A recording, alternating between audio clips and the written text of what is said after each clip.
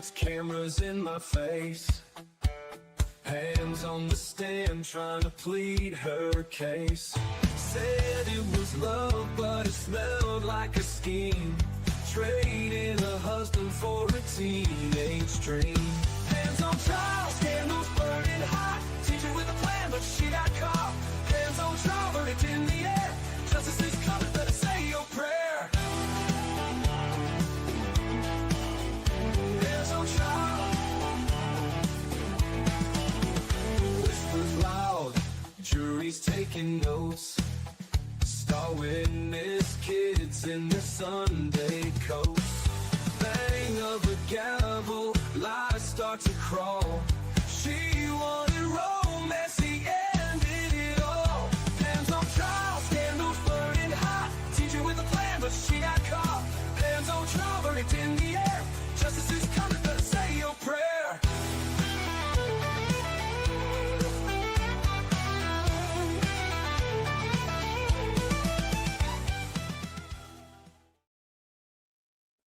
Hello, I about said Monday, but it's Tuesday. Happy Tuesday. Hope you all had a great weekend, holiday weekend, if you got to celebrate it.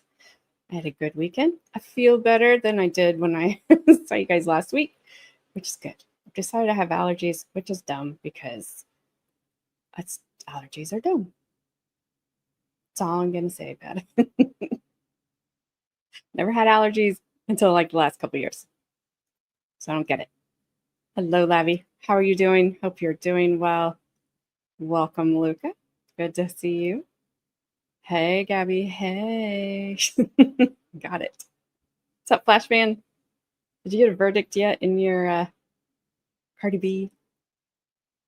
I've tried to kind of keep up, but I didn't. Hello, hi, good night, and goodbye. Carmen, heading back to work tomorrow. Hopefully you're all healed, mostly healed. Hello, Brandy Cat. Yes, that is me singing in the intro like a man. That's me. I did it last week when I sounded like a man. Yeah, well, I haven't, Flashman, so I don't know what to do with these things because I don't know what's causing it. Except fall.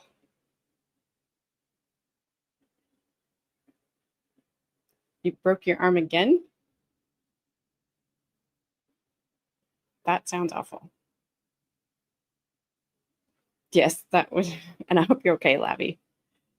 That is me singing before allergy medication.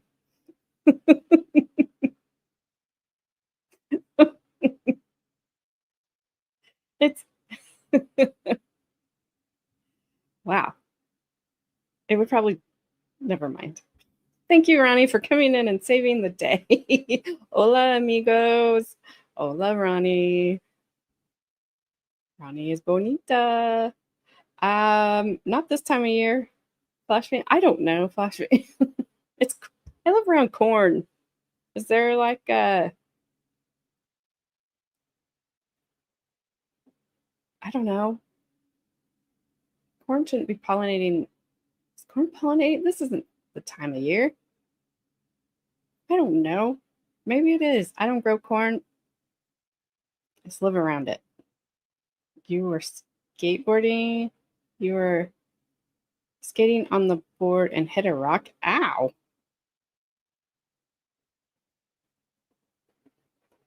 Yes, Carmen, that did sound bad. They are prescribed. Good night. Go to sleep. Talk to you tomorrow. Alrighty. So we are on day 3, part 3 for us of the Pam Smart trial. Hey, old soul.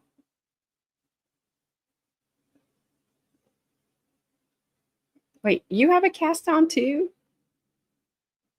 What's happening? Why does everybody have cast? I don't want one. I had one in my entire life. It was on my wrist because I decided I could play basketball with a very in-shape 18-year-old nephew of mine when I was a lot older. My bone said no. broke your thumb? Ugh, old soul. What's up, Frank? How are you doing? Hope you made Gabby some waffles.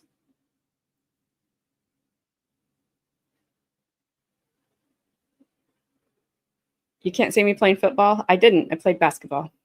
I would never have played football. Thanks, Carmen. Wow. Anyway, wow, Carmen. I didn't get knocked down. I bounced off of him. It's whatever. It hurt. Anyway, we're back to the Pam Smart trial. This is the very first live trial that was shown from gavel to gavel on live television. I believe court TV mainly. I don't know just about like network television. That I don't know. I was a senior in high school. This happened in March of 91. I did not care about Pam Smart at the time. I was getting ready to graduate in a few months. But then who knew that that fall Betty Broderick was going to come along? So I've shown him backwards. I understand that. I did not actually realize they took that place that close in time together. But anyway, Pam Smart was a teacher, a media teacher or a media assistant or something. She wasn't like a history teacher or anything like that. She was 22 years old. She was a pretty woman. Apparently didn't want to be married or something. I don't know. She had, allegedly, an affair with a 15-year-old student named Billy Flynn, who we will hear from eventually in this trial, and then convinced Billy Flynn, Patrick Pete Randall, who we're going to watch the first part of his testimony today, and 2 other accomplices to go and unalive her husband. Who the person we're going to hear from today? This is him. That's him on the stand. That's him then in 91. Bear with me while I do this because it's going to be weird for me. I did not get married in 91. Thank you, Carmen, for knowing when I got married. Huh, that's interesting, Flashman, because I don't know why. What's up, Jenny? Good to see you. Hope you're feeling better. So this is Mr. Patrick Pete Randall. This is backward scrolling for me right now. There we go. And I know I don't have like the nice YouTube words up, but whatever. So before the unaliving, he was 16 at the time, close friend of Billy Flynn, like I said. He became involved with the plot through his relationship with Billy and through Billy's relationship with Pam Smart. So remember, Billy and Pam are allegedly having an affair. Pam and Billy pressured Patrick to help with the plan to unalive Gregg Smart, Pam's husband. So the deed took place on May 1st of 1990.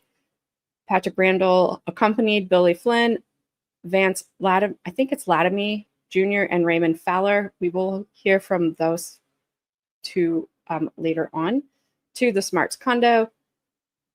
Patrick, dear heavens, Randall, he held Gregg Smart down in the living room and held a knife to his throat, and Billy Flynn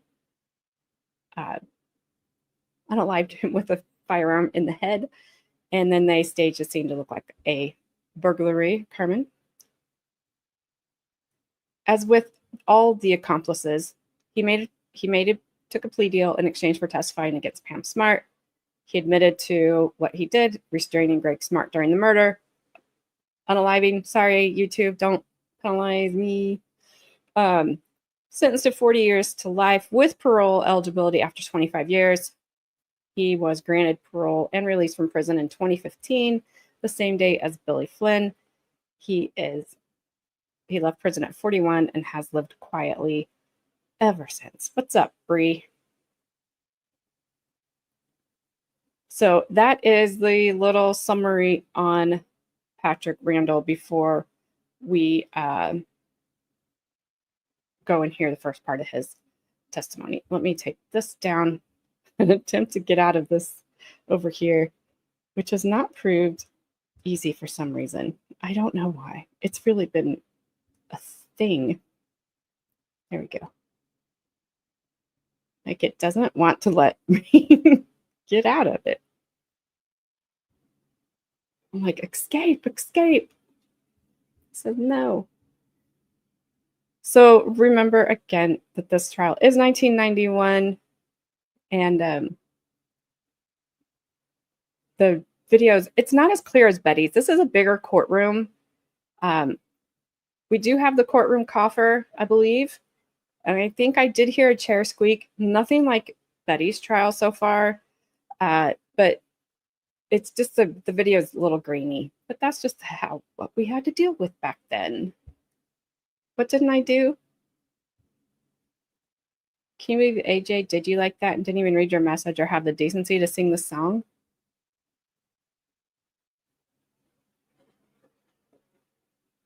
Because I am not singing There Ain't No Hollaback Girl.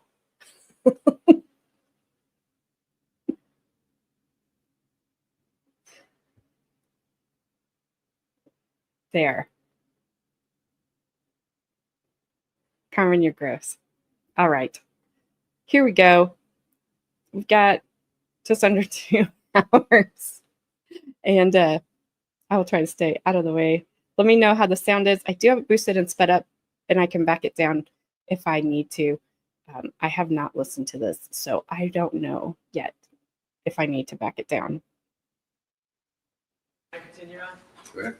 A nice clear voice, would you please state your name so that everyone in the jury box can hear? Patrick Allen Randall, Spell your last name for the benefit of the stenographer. Randall, Mr. Randall, how old are you? 17, What's your date of birth? December 11th, 1973, Where are you currently living? Brentwood House of Correction. And how long have you been there? A little over a month now. And prior to being in the Rockingham House of Correction, where were you? ADC unit for kids in Concord, And how long were you in the ADC unit in Concord? a little over 7 months. When did your period of incarceration commence? June 11th, 1990? yes. You're on the court's permission. I'm just going to try and push the microphone down a little bit so you can be sure that you can be heard.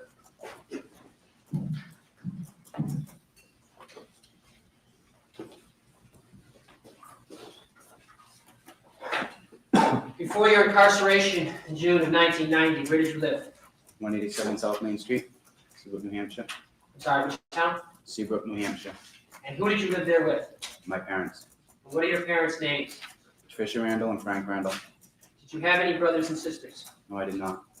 Where were you attending school at all at that time? Winnicott High School, And what year were you at Winnicott High School? freshman. How many years had you been attending Winnicott High School? That was my second year. So you were repeating your freshman year? Yes.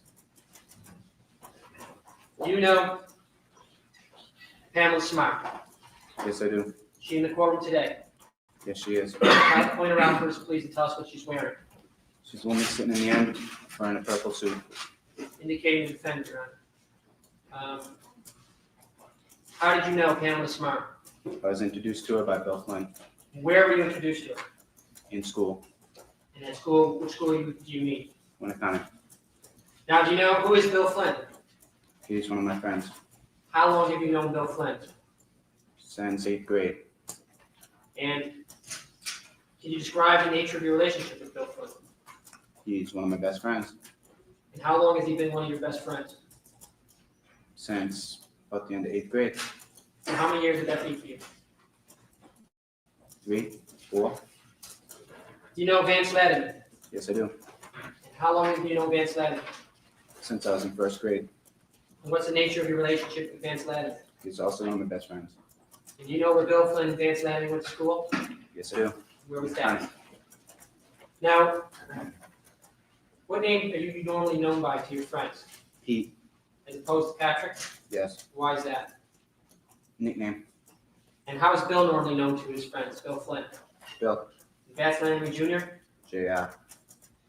And those are the names that you used for, was that the name you used for Vance Ladney Jr. was JR? Yes, it is. And you're commonly referred to as Pete. Yes, I am. Now, who's Raymond Fowler? A friend of ours And how do you know Raymond Fowler? through Ralph Welch. He's Ralph's cousin. Who's Ralph Welch? Another one of my friends. How do you know Ralph Welch? I've known him since first grade. And do you know where Ralph Welch lived back in the spring of 1990? At the Lattimy's house. That would be JR's house. Yes. Now, through Ralph Welch, you met Raymond Fowler? Yes. And how long did you know Raymond Fowler? Since about fourth grade. And what's the nature of your relationship with Raymond Fowler? A friend. Not as close as JR and Bill? No. What about Ralph Welch? He was one of my best friends. Now, how old is Bill Flynn and JR? Well, let's go one at a time. You know how Bill is? He'll be 17 March 12th of this year. And JR? Is 18. And how old is Ralph Welch? 18. Raymond Fowler?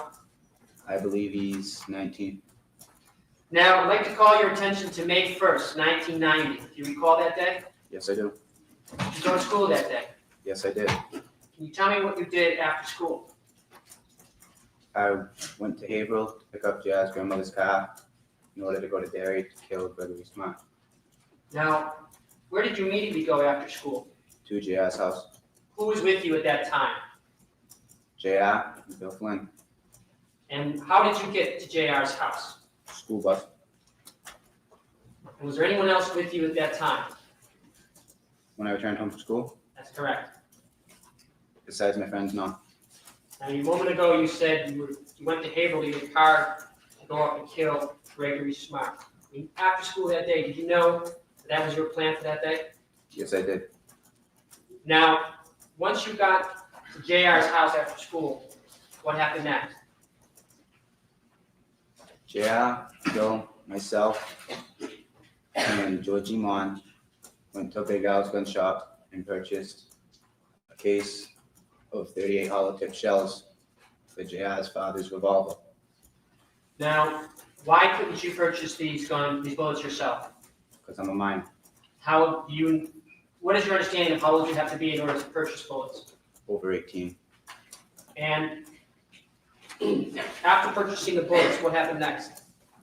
We went back to JR's house where Bill Flynn called Pamela Smart and asked her for a ride to Haverhill, Massachusetts. Do you know how you were originally supposed to get to Haverhill? We were not supposed to get to Haverhill. The car was supposed to be brought to us. To By- Seabrook. By JR's grandmother. Trying to finish the question. It's hard for both speak at the same time. So when you got there after school that day, the car wasn't there? No, it was not. So Bill Flynn then called Pamela Smart? Yes, he did. How do you know that? I watched him get on the phone with her, and then I left the room and went into the kitchen. You saw him get on the phone, how do you know he called Pamela Smart? He told me that's who he was calling. But that's the basis of your knowledge. Yes. And after Bill Flynn did that, did there come a time that day when you saw the defendant? Yes. She came down to the house to pick us up in order to bring us to Haverhill. When she came down to the house to pick you up, about what time was it? 3:30, maybe 4 o'clock. Was there anyone with her? She's by herself. Can you tell us what kind of car she came down to pick you up? Silver Honda CRX. And you know what the license number was in that car? It's a vanity plate hailing. Now, how was it that you were aware of on that day that you were going up to kill Gregg Smart? It had been planned between Bill, myself, Vance, and Pam And for how long had you been planning? since April, March. The same year? Yes. Now, once Pam came down to JR's house, now, by the way, can you tell us where JR's house was? 65B Collins Street, And how far is that in relationship to Winnicott High School? probably 6 miles. And how long did it take after Bill made the phone call for the defendant to show up in her car? 15 minutes, maybe 20. Now, this wasn't the original plan. No, it was not. Now, once she showed up in the car, what happened next? She got in the back with Bill. JR drove the car, and I got in the passenger seat and went to Haverhill. Now, can you describe what the back of the CRX was like? When I say the CRX, I mean the front of her car. It's a hatchback, and it doesn't have any rear seats. It lays down. It's flat. So how was it? Can you tell us how Bill Flynn and the defendant were positioned in the back of that car? They were laying down. Where were their heads and where were their feet? Their heads were pointed towards the hatchback, and their feet were between the seats. So when you say the head was pointed towards the hatchback, you mean the back of the car? Yes. And the feet were towards the front? Yes. Now, once you all got in the car, what happened next? We drove to Haverhill, and on the way, I had a discussion with Pam. Can you tell us, well, let me restart that question. Prior to your ride to Haverhill with the defendant, had you ever had any discussions with Pamela Smart concerning the murder of her husband, you personally? No, I did not. Is this the first time that you ever had any discussions with Pamela Smart on this subject? Yes, it is. Can you tell us what you said to the defendant and what she said to you? I asked her, could we go over the plan, because I wanted to make sure everything was gonna work. And she told me that we'd go in through the bulkhead. They should leave the bulkhead and the back doors unlocked. We could go in, make sure we didn't turn on any lights, not to hurt a dog, and that we could ransack the apartment, the condo, take what we wanted, and wait for Greg to come home, and when Greg came home, we would have killed him. Now, did she tell you why you shouldn't turn on any lights? Because she said Greg was a wimp and he wouldn't come in the house if the light was on. What was the word she used? A wimp. And do you know what her dog's name was? Halen or Haley? And when she said not to hurt the dog, did she give you any other instructions concerning the dog? I'm not sure. You can't recall? You're gonna have to say yes or no. No, I cannot recall. Now, why did you? Because I just wanted to make sure everything would work out. And what else was said at that time? I asked her, would she freak out if she saw a lot of blood? Because I felt that stabbing Greg would be a lot easier than shooting him, considering the gun would make a lot of noise, and the fact was the gun was JR's father's, and we didn't want to use it if we didn't have to. And what did the defendant say when you asked her if she would freak out if you used a knife? She said, why didn't we just use a gun? And told me that if I was to stab him, it'd get blood everywhere, and not to get blood on the sofa. Now, at that time, did you have a knife in your possession? No, I did not. Was there any weapon inside the car as far as you knew at that time? 38 handgun. How do you know that? It was on Bill, And where was Bill carrying it at that time? in the waistband of his jeans. I'm sorry? In the waistband of his jeans. And do you know what, if anything, Bill did with the gun at that time? I seen him once reposition it in his hands. Now, when you said to the defendant you wanted to go over the plan, how was it that you were even aware that you knew what the plan was? Bill had told me previously And what did Bill tell you? that Pamela Smart wanted her husband killed because she wanted out of relationships, but she did not want a divorce because that would leave her with nothing. And after Bill had showed her the gun, were there any other conversations in the car on the way down between, let's say, Pam Smart and JR? Yes, it was. What was that about? JR was speeding, and she told him to slow down because what would it look like getting a speeding ticket in Haverhill, Mass, which was supposed to be in Hampton, with him driving a car and with a handgun in the car. And do you recall how fast JR was going at that time? About 85, Were you looking at the speedometer or estimating? estimating. Was it a habit of JR to drive fast? Yes. Now, can you tell us what happened once you got to Haverhill? JR went into his grandmother's house, got the car keys and some gas money for the car. I got into the car with JR's grandmother's car with JR. We drove back in that, and Bill and Pam drove back in her car. Now, when JR went to get his grandmother's car, you said gasoline for the car. What did you mean? Gas money. Gas money. And who gave him the gas money? JR's grandmother gave it to him. Now, did you go into JR's grandmother's house at that time? No, I did not. Did anyone go into JR's grandmother's house at that time? Just JR. Now, how often was it that JR borrowed his grandmother's car? Pretty much every weekend. Is it a common occurrence for JR to borrow his grandmother's car? Yeah, What kind of car was it? a Chevy Impala. Two-door, four-door? 4-door. Now, were there other conversations that you can recall on the way down to Haverhill between the occupants of the car? None that I can recall. Or was everyone quiet, and that's just the best you can recollect? That's just the best I can recollect. Now, after you picked up the car, did you make any stops on the way down or on the way back? On our return trip, we stopped and got gasoline. Got gas at a gas station. And then who got gas? JR and myself. And when you got gas, where was the defendant and Bill? I believe they pulled in the gas station behind us. Bill, who was driving J.S. Randall's car? JR, And where were you sitting? passenger side. And who was in the defendant's car? Pam and Bill. And who was driving that car? Do you recall? Pam, Now, after you stopped to get gas, how long did that stop take? 5 minutes at most. And how long did it take you to get to Haverhill from Seabrook? 20 minutes. So do you have a rough idea about what time it was that you were heading back to Seabrook from Haverhill? A little past 4 o'clock, maybe 4:15. Now, where do you go when you get back to Seabrook? JR's house. And who gets back to JR's house first? We do by a little bit. Now, who's we? Myself and JR. So when you get back to JR's house, the defendant and Bill aren't back. Is that correct? Correct. Do you know how long you wait? Couple minutes. Are you estimating to time it or? Didn't time it, just about what it was, couple minutes. And what happened next? Pam dropped Bill off and she went back to the school. And do you know where Pam was going at that time? She had a meeting. Now, after Bill got dropped off, what happened next? Bill, myself, and JR, his grandmother's car, down to Bill's house and got a school bag that contained 2 pairs of sweatpants, 2 sweatshirts, 2 pairs of sneakers, and 2 pairs of latex rubber gloves.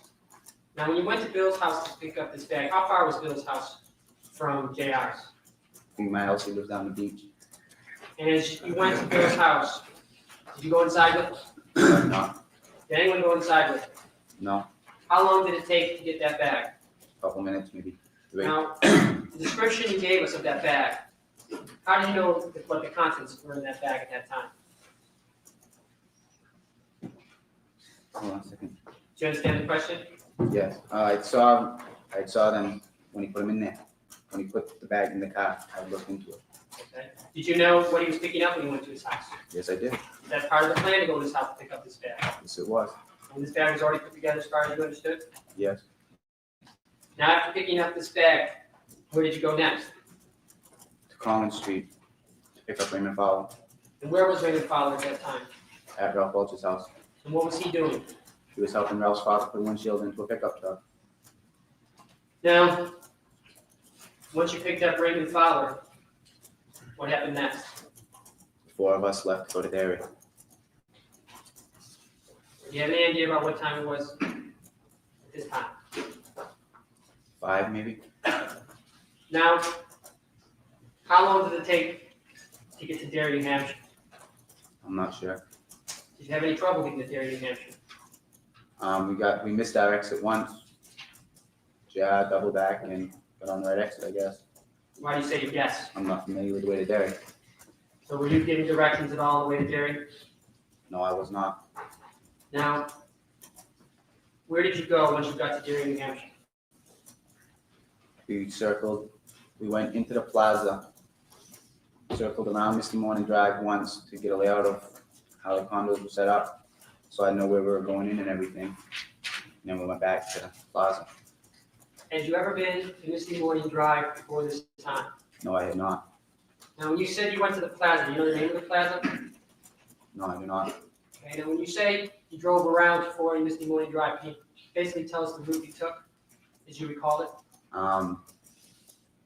Through a road behind the plaza, around the complex.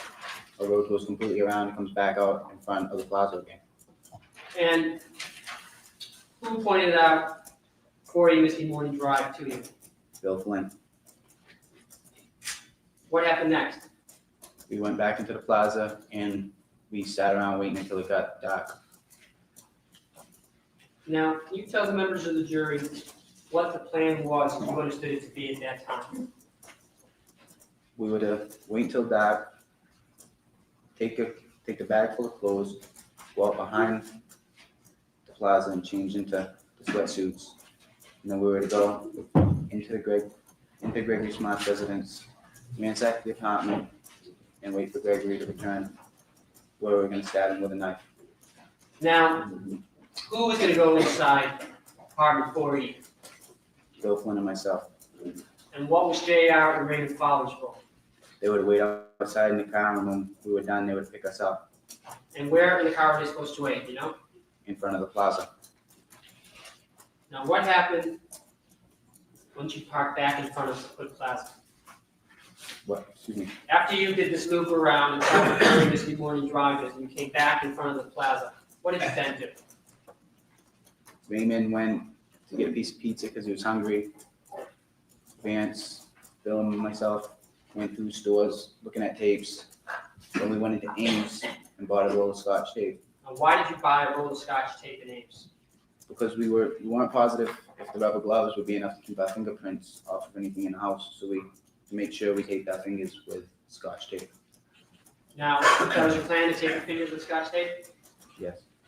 Now, Zach, am I a bad person? Apparently, Carmen is a Jewish mom. Thank you for the super chat. I don't know that I should have. Is that safe to read, Zach? I'm. Don't want to be called anything. Yes, what the actual corn? Also, I'm sitting here and it just dawned on me because I haven't been there for a long, long time. This kid was the same age within, what, he said he was 16 or 17 now, that I was when he was on the stand. We were the same age at that time. I was getting ready to graduate and he was getting ready to go to prison. Wow. You guys, please don't spoil the Cardi B verdict for FlashFan, so then we don't have to argue about it anymore. Thank you. FlashFan is streaming it in Discord, so if you want to see it, you can go over there and watch his Discord channel. So don't spoil it. Zach, nothing wrong. Zach. Ah.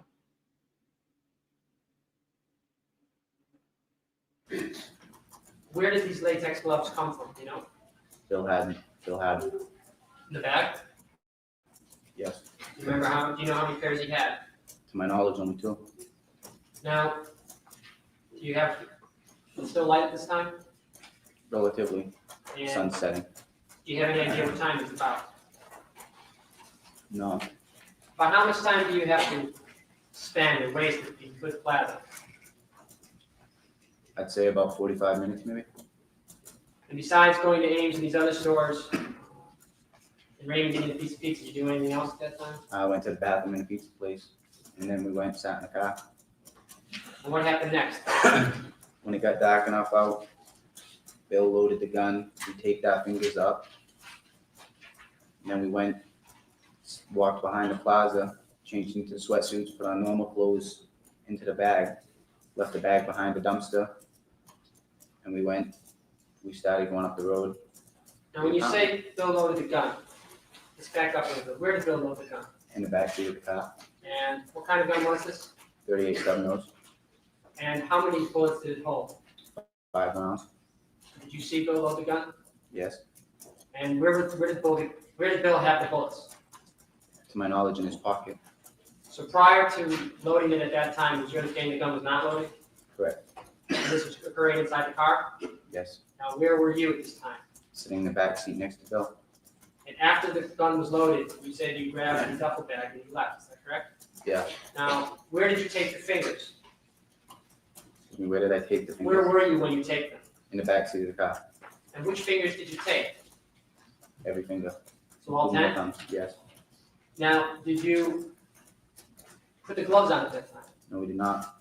So as you left the car, your fingers were taped and the gun was loaded. Yes. And what else did you have with you? The duffel bag? Yeah. Now, Where did Bill Flynn keep the gun at this time? In his waistband of his jeans again, Was this exposed to the public, hidden to the public? hidden. How was it hidden? He had a jean jacket on over it. Now, what happened next? We went behind the plaza, went behind the dumpster in the back of the plaza, changed into the sweatsuits, put our normal jeans and stuff inside the duffel bag, Now, when you went behind the plaza, you walked there or got a ride from JR? walked there. Now, when you were walking behind the plaza, who was it? You and who else? Bill. And you left JR and ran behind? Yes, Now, who carried the bag? I believe Bill did. And do you recall which way you went to get behind the plaza? In other words, if you're facing the front of the plaza, to the right, to the left? To the right. And was there any cars or a lot of cars parked behind the plaza? There was none. So once you got behind the plaza, what did you then do? Went behind the dumpster and changed clothes. And then after we changed, we started to go up the road towards the condos. Now, when you say you changed clothes, can you give me an indication of what you put on? Put on a gray sweatsuit and a pair of Nike cross trainers. And whose sneakers were those? My own. Sorry? My own. And why did you change your sneakers? Because the sneakers I was wearing, I didn't want to throw away, and the ones that I wore to go into Gregg's apartment, I threw away afterwards. Was that your plan that you would throw those away? Yes, Why is that? because we didn't want the clothes after we had committed the murder. Besides having a gray sweatsuit on, well, does that mean the top and the bottom? Is that what you mean by gray Yes. sweatsuit? Do you have anything else on? No. Can you tell us what Bill had on? Same, pretty much the same thing, but his was a black sweatsuit and a pair of old sneakers, And do you remember what kind of jacket or top he had on? just a sweatshirt. Now, do you recall what time this was about? 7:30 maybe, it was getting dark. And were these your clothes or were these clothes that Bill had gotten together? These were clothes that Bill had got. Now, as you changed your clothes, what did you do with the clothes you had on? Put them in a duffel bag, And what did you do with the duffel bag? hid it in a stairwell, just set it down inside the stairwell. And after you set it down the stairwell, what did you then do? We proceeded to go to the condos. And how did you proceed to go to the condos? Peabody Annex Road, I believe. And did anything occur when you went up Peabody Annex Road? Two people were walking down the road, so we just pretended we were joggers. Jogged by, jogged around the condo complex, and through a trail on the other side of the condo complex. Now, did you know the name of the road at that time? No, I did not. Is that a name that you later learned? Yes, it is. All right. And as you were walking up that road, you saw two people doing what? Walking down the road towards the plaza. So what did you do? We just pretended we were joggers. And where did you jog to? Around the complex, to the other side of the complex, there was a trail. We went up the trail and put us behind the condos in the big field. Now, when you say to the other side of the complex, which complex do you mean? Do you mean all the condominiums or just these small? All the condominiums. And at which point did you then start heading back towards the condominiums? We were on the other road, on the other side of the condominiums. There's a trail that we went up, And that trail led to where? the field behind the condos. And was there anything above that field that you noticed? A building that looked something like a school. Now, have you ever been in this area before, even though you've never been to the condominium unit? No, I did not. Okay. Just gonna set up this diagram for 1 second and answer the question that you about.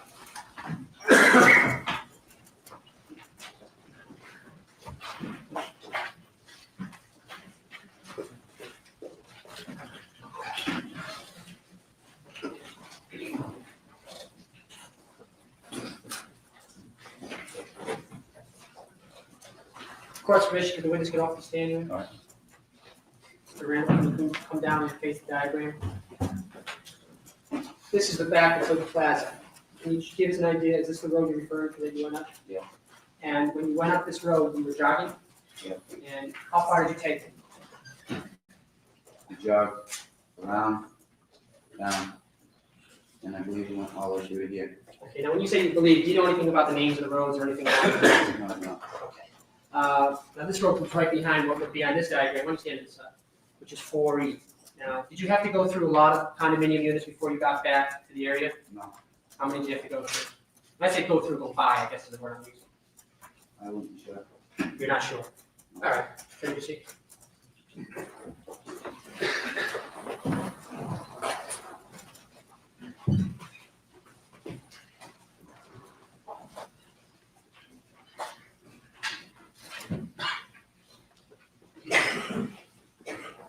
Now, where were did you have your gloves in your hands at this time? No, we did not. And as you were going through this field, this building that you seen be a school or something to that effect above you, is that correct? Yes. Is that building to your right, to your left? It would be to my left as I was going through the field. And how long did it take you to go through that field? Couple minutes.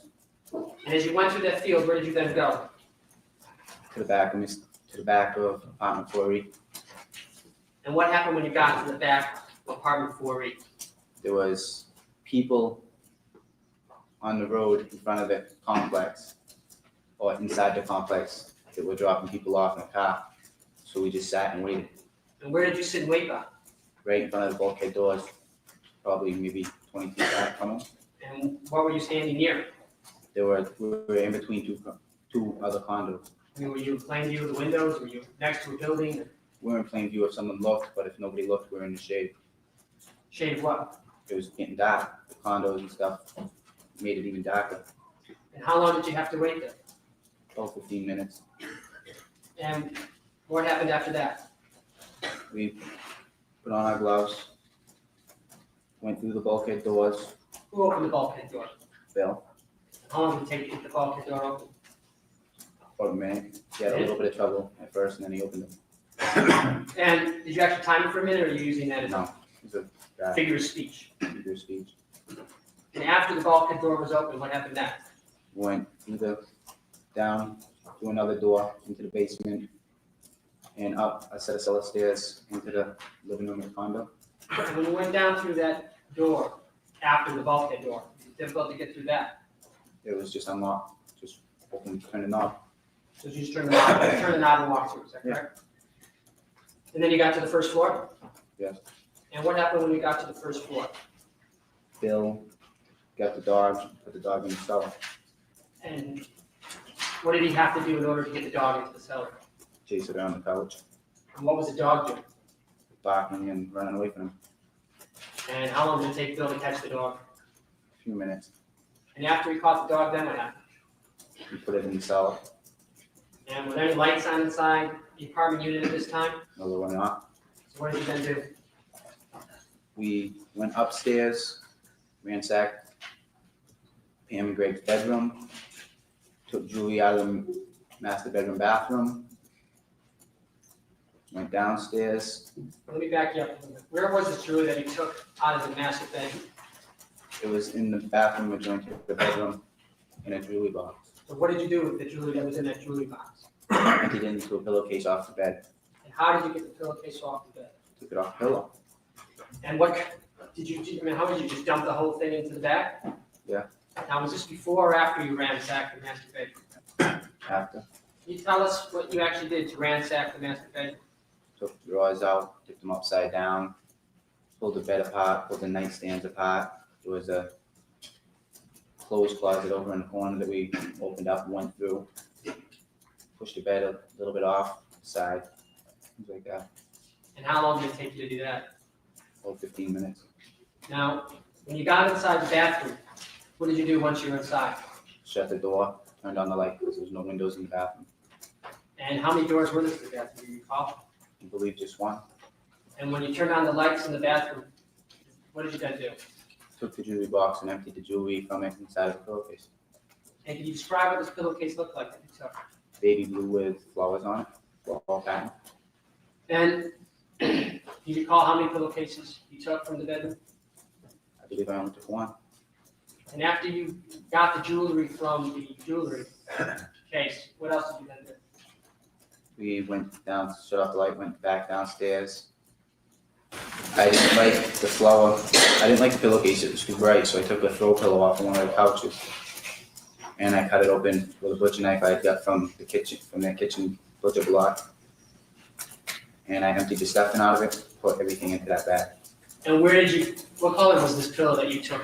Black, And where did you empty the stuffing out? What room were you in? living room, What did you do with that stuff? just do it on the floor. And what kind of knife did you get from the butcher block? A butcher knife, cutting knife, Long, small? long, Now, and what did you put in that bag? This? jewelry, yes, Essentially the stuff you had in the other pillowcase? yes. Now, When you were upstairs, did you take anything else besides jewelry from the bathroom jewelry case?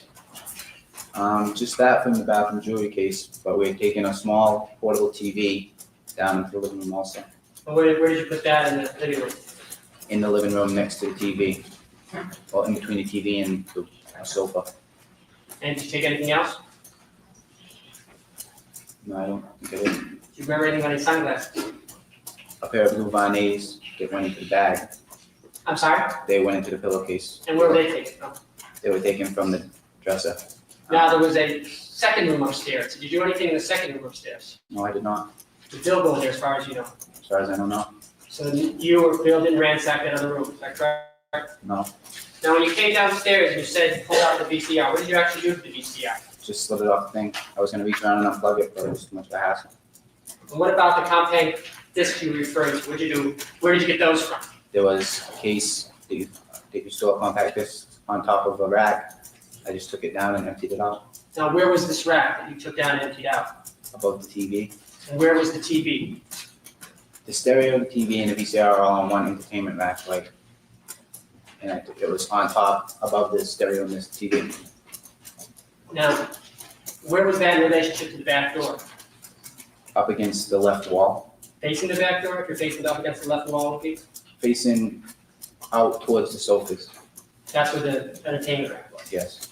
Now, besides unhooking the two speakers that you moved to the back door, were there any other speakers? There were normal Kenwood house speakers that I didn't touch. And why did you touch those? They were too bulky. It would have been a hassle to carry them. So how long did it take you to remove this stuff downstairs in the living room? Another 20 minutes maybe. Were you timing all of this? No, it's just a guess. How were you feeling at this time? How was I feeling? Were you pumped up? Were you calm? I was nervous. And it was just two of you at that point, is that correct? Yeah. Now, besides getting the knife from the butcher block table to rip open the pillow, is there any other reason why you got the knife? I was to stab Gregg Smart with it. How come you were still planning to stab Gregg Smart even though in the car the defendant had talked to you by using a gun? Because it was JR's father's gun. It was too loud and we didn't want to use it. And what were you afraid would happen if you used JR's father's gun? That we wouldn't be able to get rid of it because it was his father's gun and he'd notice it missing. Now, how did you know you would be able to find a knife inside apartment 4E? I just figured every house has knives. Now, were your gloves on at this time? Yes, they were. I may have asked you this, but I'm just going to back up a little bit. Where did you put on your gloves? Here's where we were coming up to the house. Now, what was the point of even wearing gloves? Not to leave any fingerprints in the house. Whose idea was that? Agreed upon. Everybody's a guest. It's common sense. Now,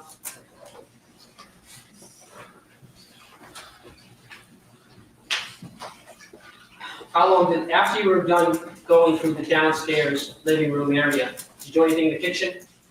Pulled it apart a little. Nothing much. Just went through it. And after you were doing this, what happened next? We sat around and waited for Gregg Smart to get home. During that time, did you have any discussions about what you were going to do when Gregg Smart came home? We went over different ways of, once he came to the door, getting him into the house. Can you tell us about some of the ways you discussed? At one point, we had taken a bathroom towel from one of the bathrooms, a big blue bath towel that we were gonna wrap around his head and pull him in with. Another idea was Bill took a candlestick holder off the table that he was gonna hit him over the head with. And another plan we went over was that I was gonna hide behind the front door. Bill was gonna hide on the landing to the stairs in front of a closet, and when he came in, I was gonna shove him into the house. Now, as you walk in that front door of apartment 4E, where was that landing? Maybe we both 3 feet in, Was it to the left or to the right? to the left as you come in. And you were all discussing this at this time. Yes, Now, for how long did you have to discuss it before anything happened? I don't know, maybe a half an hour or so if I was to guess. If you're guessing at that time. Yes. Now, whatever happened with that towel? Did you use the towel? No, we just discarded it and left it on the floor. Why did you just discard it and leave it on the floor? Just didn't want it anymore, so we just left it there. And did you ever finally determine what your plan would be? Yes, I was to stand behind the front door. Bill was to stand on the landing. When Greg came in, I was to pull him into the house, and we were both jumping. Now, why was it that you were going to be behind the door and Bill was going to be on the landing? Is there any reason for that? I was a little bit stronger than Bill. And how would that affect the plan? It was that I'd be more capable of getting him into the house. Now, did there come a time when Gregg Smart came home? Yes, And how did you first know that Gregg Smart had come home? Bill was in the kitchen looking out the kitchen window And where were you? in the living room, well, and at the dining room table. And what happened next? We got up, and before he came to the door, the roles switched. I got on the landing, and Bill got behind the door. How did that happen? We were nervous, and we just jumped into whatever closest places. Now, did you have anything in your hand? No, I did not. Well, yes, I did. I had a knife. And was there anything wrapped around the knife? Paper towels from the kitchen. And why did you wrap the handle of the knife with the paper towels? Paranoid about fingerprints. Did you know how many paper towels were wrapped around? Pay attention at all when you did that? Not really. And do you know whether or not Bill had anything in his hands? He had nothing in his hands. What happened to the candlestick holder? He just dropped it on the floor. So what happens next? Bill's standing behind the door. I was standing on the landing. When Greg came into the door, he opened up the door and called to his dog. And Bill grabbed him, pulled him in the house, and he was screaming and trying to run out. At the time, I was just standing on the landing watching it all happen. And then I stepped around off the landing and around both of them, pushed Greg into the house, and shut the door. And did you have any trouble shutting the door? The house mat got caught underneath it, so I had to kick it free and then shut the door. Were there any lights on or off? I'm not sure. Your Honor, maybe we could take the afternoon break. Take a short recess. All right. Can I continue, Your Honor? Go ahead. Okay. When Gregg Smart first opened the door, how much time, if any, elapsed before Bill grabbed him? 2 seconds. Was there a pause of a few seconds?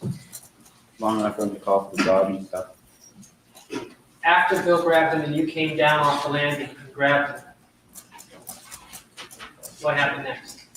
I pushed him in, shut the door, and when I turned back around, they were up against the wall where the stairs go up, and Bill was hitting him, and Greg was like throwing his hand up to block his face and stuff.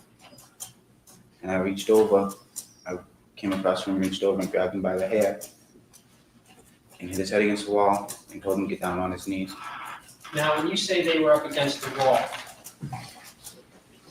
was the back of Gregg Smart up against the wall or his face?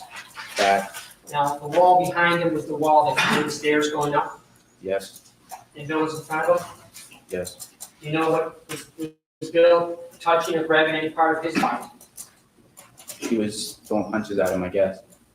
And were these punches, as far as you know, leaving any bruises or cuts on Gregg Smart? I didn't pay attention. Now, when you grab Gregg Smart, using your own head as an example, can you show us how you grab it? With my left hand by the top of his hair, And what did you do with this hair? I pushed his head back against the wall once, hit his head on the wall, and then told him to get on the ground. Why'd you do that? Because I wanted it so we had control of the situation so we couldn't run. Was he saying anything at this point? He was telling us not to hurt him. Please don't hurt him, dude. Please don't, he was begging for his life. How loud or low was this going on? Couple minutes, then he stopped, and it wasn't that loud. He was yelling, but not loud. Now, when you say it took a couple minutes, are you saying this whole business of struggling with Gregg Smart at the stairs took a couple minutes, or you just throwing that out as a figure of speech? Well, he switched and started asking about his dog. And just told him his dog was okay. Don't worry, your dog, won't hurt your dog. Is this when he's standing or is he kneeling now? He's kneeling. So I'm talking about how long it took to get him on his knees. Maybe a total of 3 minutes. How long? Yeah. Now, you grabbed him by the hair and you banged his head up against the wall. Did you ever let go of his head? No, I did not. So as he got down on his knees, what were you doing? I was still holding him by the hair with my left hand. And what were you doing with your right hand? I had a knife in it. And what were you doing with that knife that was in your right hand? I had it underneath his chin, well, in front of his waist. Where was Bill standing at this time? To the right side and slightly behind him. I'd like to show you what's been marked as State's Exhibit number 39, the evidence. Does this look at all familiar to you? Yes. Looks like the butcher knife I had that night. Sorry, you're going to have to speak up. I don't think you can be heard. It looks like the butcher knife I had that night. What is it about this knife that you recognize? Blade, handle. With the court's permission, could the witness just get off the witness stand for a moment, Your Honor? Could you stand before the jury and show us how you were standing in relationship to Gregg Smart at that time? Stop right there. Face the jury and just show us how you had Gregg Smart. Greg was on his knees right there. I was stepped back and put my left hand in his hair. And I had my right hand up in front of his face. And where was Bill Flynn at this point? To the other side, slightly behind Greg like this. All right, you take your seat. Does the record reflect that the witness, with his left hand reached out and had in a downward fashion? Branson. You don't know how to use a typewriter? You can barely get the noise machine and your avatar to work. Thank you for the super chat. I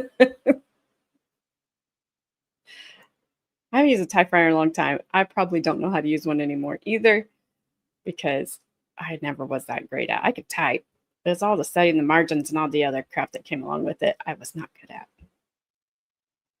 No, Ruthie. Patrick Randall and Billy Flynn were incarcerated until 2015. They were sentenced 25 years to life. They served their 25 years, and they were both released on the same day. And we will hear from Billy Flynn later on down the road here. You're serious, Lap. You don't know what a typewriter is? Well, go to a museum. I did not use it in the 1860s, Flash fan.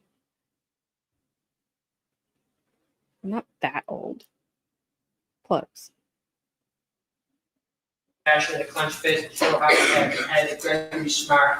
And with his right hand, let the record reflect, he reached out and put it a few feet from his other hand to demonstrate how he had the knife on Gregg Smart.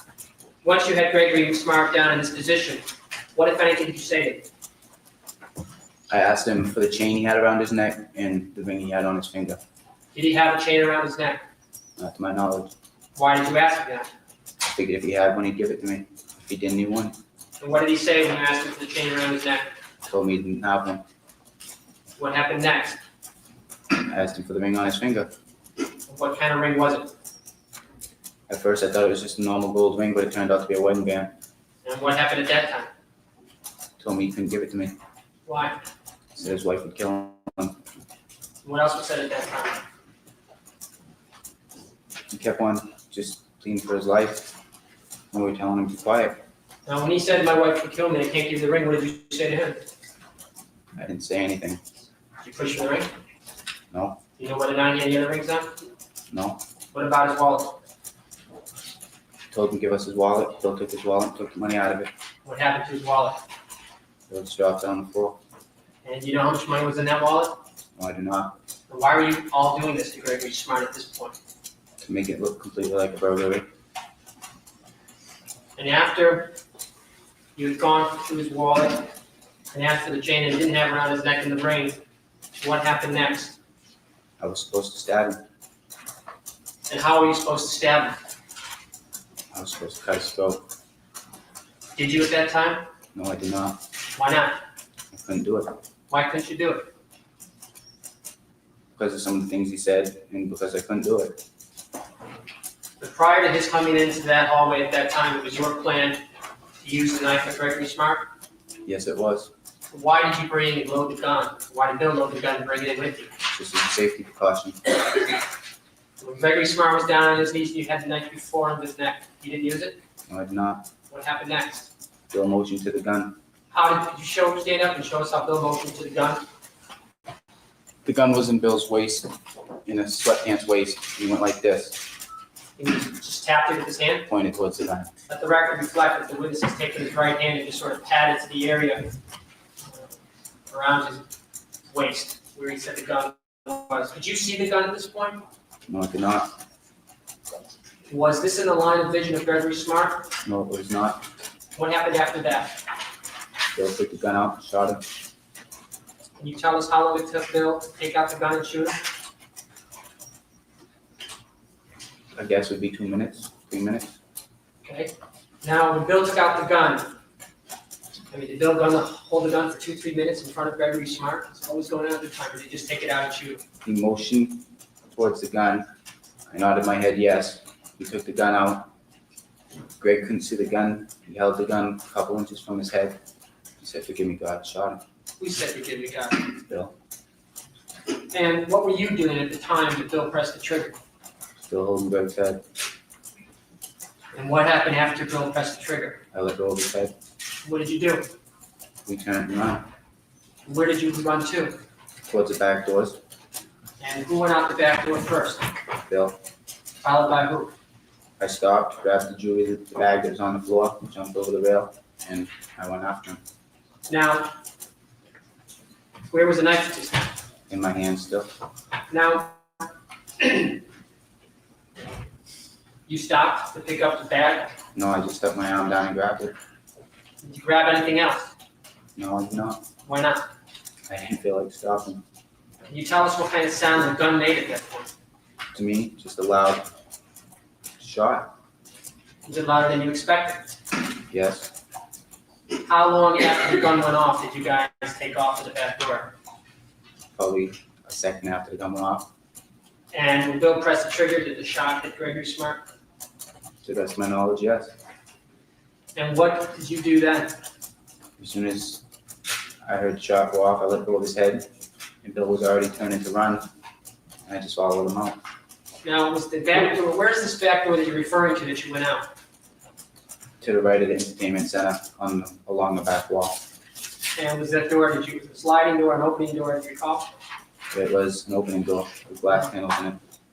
Was that door, did you have to unlock it to get out, or what? No, Bill, when we had first entered the house, Bill had opened the door slightly ajar because he knew that's how we were leaving the house. And is that in fact how you left the house? Yes. Once you go through that door, where are you? On a little back balcony porch, And what happened at that back balcony porch? jumped over the rail. And from there, is that where you fled? Yes. Now, I'd like to show you what's been marked State's Exhibit number 5 in evidence.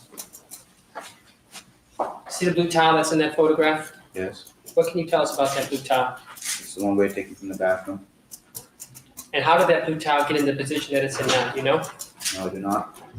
I'd like to draw your Okay, so far, unlike the Broderick trial, they have not shown any photographs where we can see them. The cameraman is trying really, really hard to zoom in on the photographs. They've been pretty careful about trying to keep them pointed towards the jury. The cameraman also shows the jury, so there's that. I don't know that we'll see any. We kind of saw one when the police officers were testifying. You could tell that it was Gregg Smart laying on the floor, but that's kind of all. But I know that blue towel was in that photograph.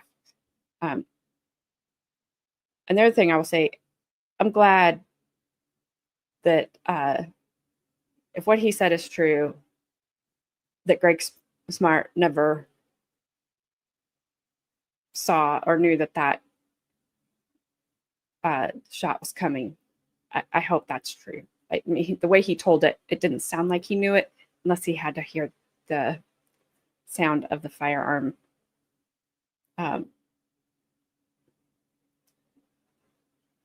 being racked or cocked or whatever. I don't know. It's the terminology correct. So, again, just warning. I don't know what's coming up here.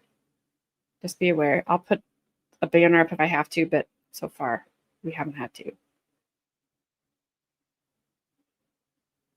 I think you know the answer to that question, Flashman. I did not like Mr. Early. He's probably a great attorney, but he just, no. I could not handle much more of him in that trial. Also didn't like the way that they yelled at I did, and I didn't like the way that they yelled at each other. Both sides. So sometimes it was kind of funny. Her last one where she pointed at him was a little over the top.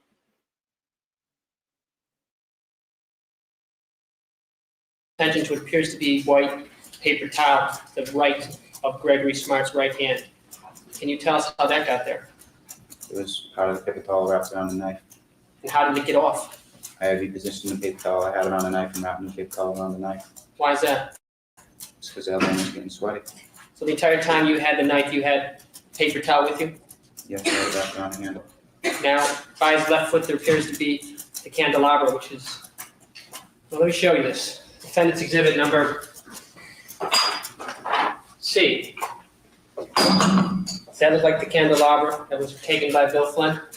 Yes, And that's the one that you state he discarded before Gregg Smart came in? yes. And I'd like to show you the state's exhibit number 5 that we were referring to earlier.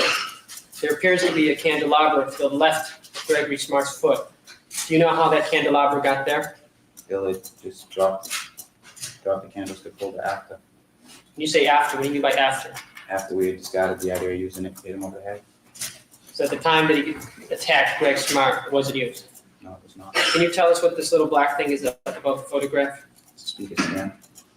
And is that the speaker stand from which you took one of the speakers? Yes, it is.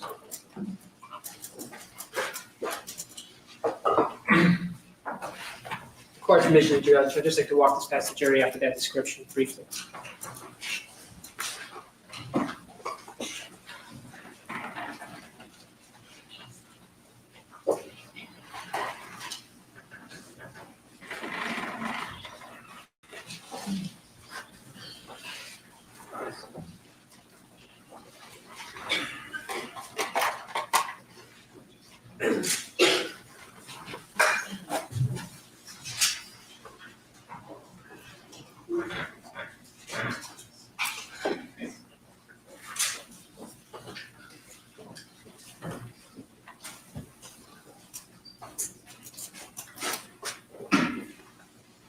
I'd like to show you what's marked as State's Exhibit number 18 in evidence. Do you recognize where in this photograph you got the knife that you referred to? Yes, from the butcher block behind the floor. From the butcher block behind the bowls. Is this the butcher block that's represented in this picture? Yes, And did you go through all the knives before you decided which one to take? I picked up one before the one I had taken. Does this appear to be, excuse me, let me rephrase that, and I'll show you what's State's Exhibit number 47 in evidence. Does this appear to be the butcher block? Yes, it does. How is it that you recognize it? The knives are the same and looks the same as it did that night. And this is the knife that you took from this butcher block? Yes, it is. And would have been in the position that's vacant in this butcher block at this time? Yes, So when you originally got to the apartment, this knife was in that butcher block like that? yes, it was.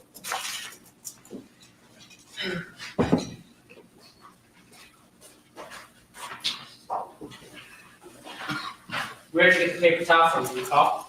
A paper towel holder that was in the kitchen. Now, after you jumped off the porch in the back, which way did you go? Towards the plaza, And across the field towards the plaza. were you walking, were you running? We were running.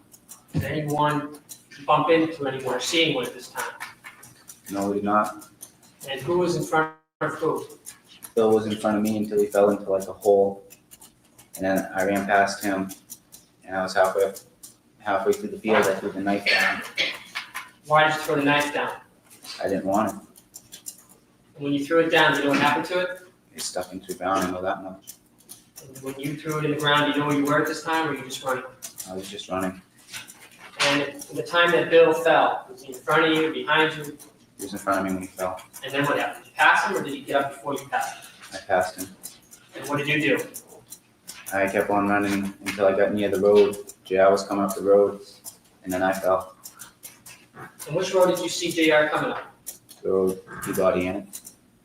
And was that the plan, that JR would meet you on Peabody Annex? No, it was not. What was the plan?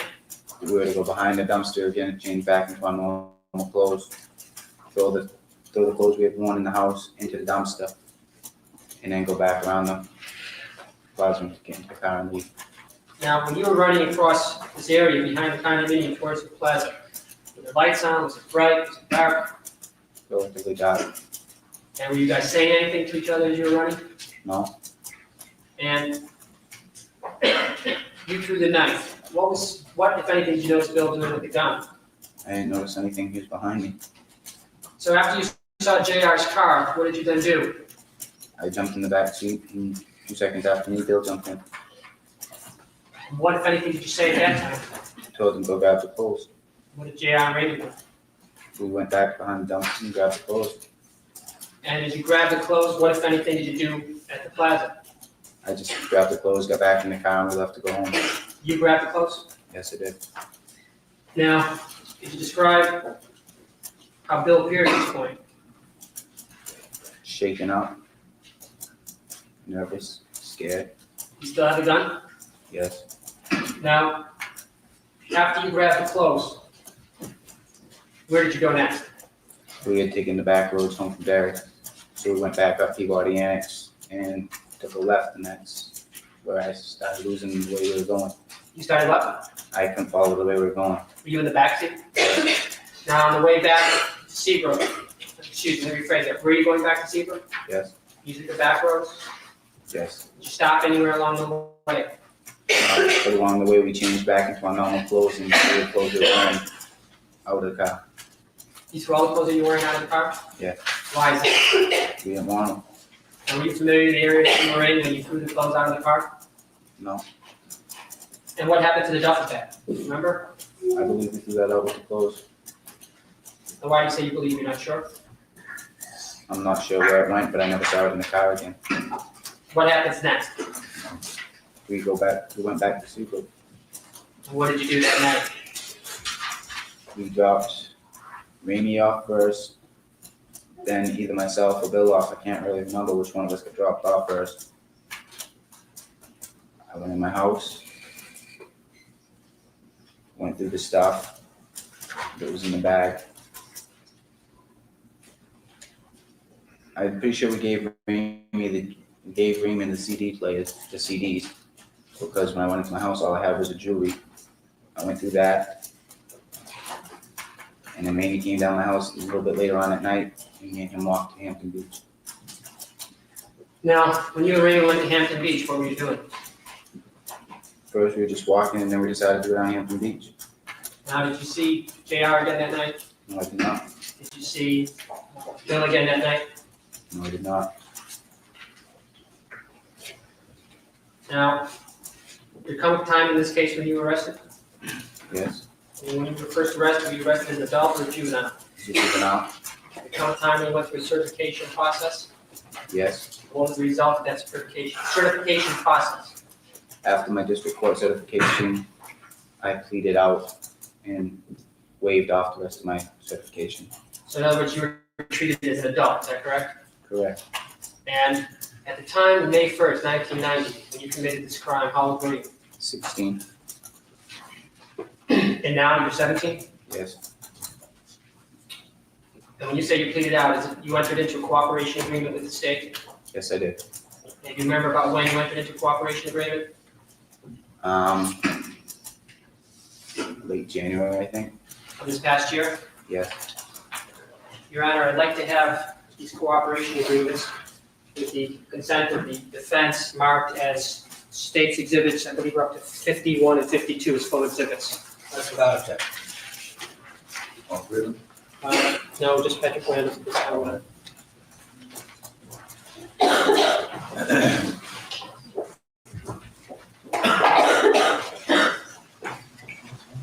You know what that you should.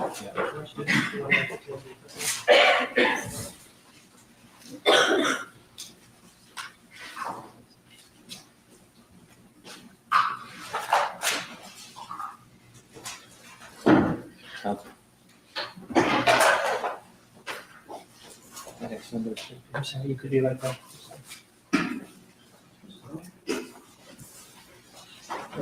Yeah. 50 and 51.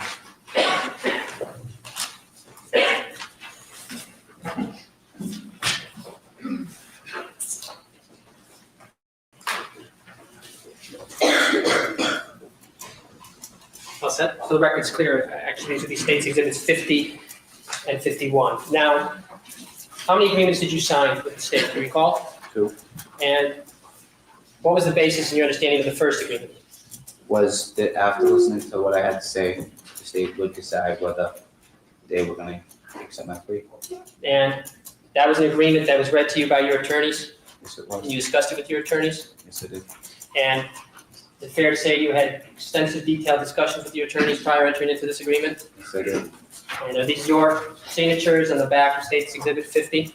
Yes, they are. Is that the signature of your attorney, James Moyer?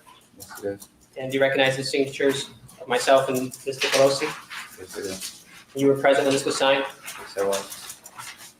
And this agreement was signed before you were spoken to, is that correct? Yes, it was. And the second agreement was spoken to after, the second agreement was signed after you were spoken to, is that correct? Yes, it was. And was this agreement explained to you in detail by your attorneys? Yes. Did you have an opportunity to read it and read it with them? Yes. The last page of what's in State Exhibits 51, do you recognize the signatures? Yes. And whose signatures are they? And mine, my lawyers, yours, and Ms. Nicolos's.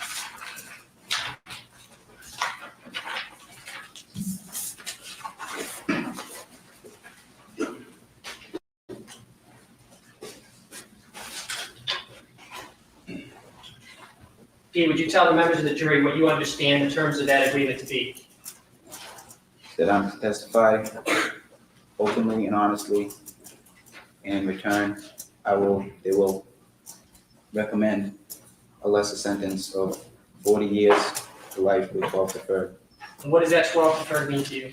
Means that as long as I don't mess up and don't get in any trouble while I'm in prison, that I'll be released 12 years early. So that means the first parole date you understand that you'll have is 28 years, Yes, if the 12 years are effectively deferred, correct. is that correct? Yes. And that is the minimum time you would serve? Without getting sentence reductions, yes. And what is the maximum you can serve? Life. Now, you said something about without sentence reduction. Are you aware of a statute in New Hampshire which says you can go before a court and ask for a reduction? Yes, I am. My lawyers told me that every 2 years, I will be allowed to go in front of a judge. And if I'm doing well and I'm staying out of trouble and trying my best to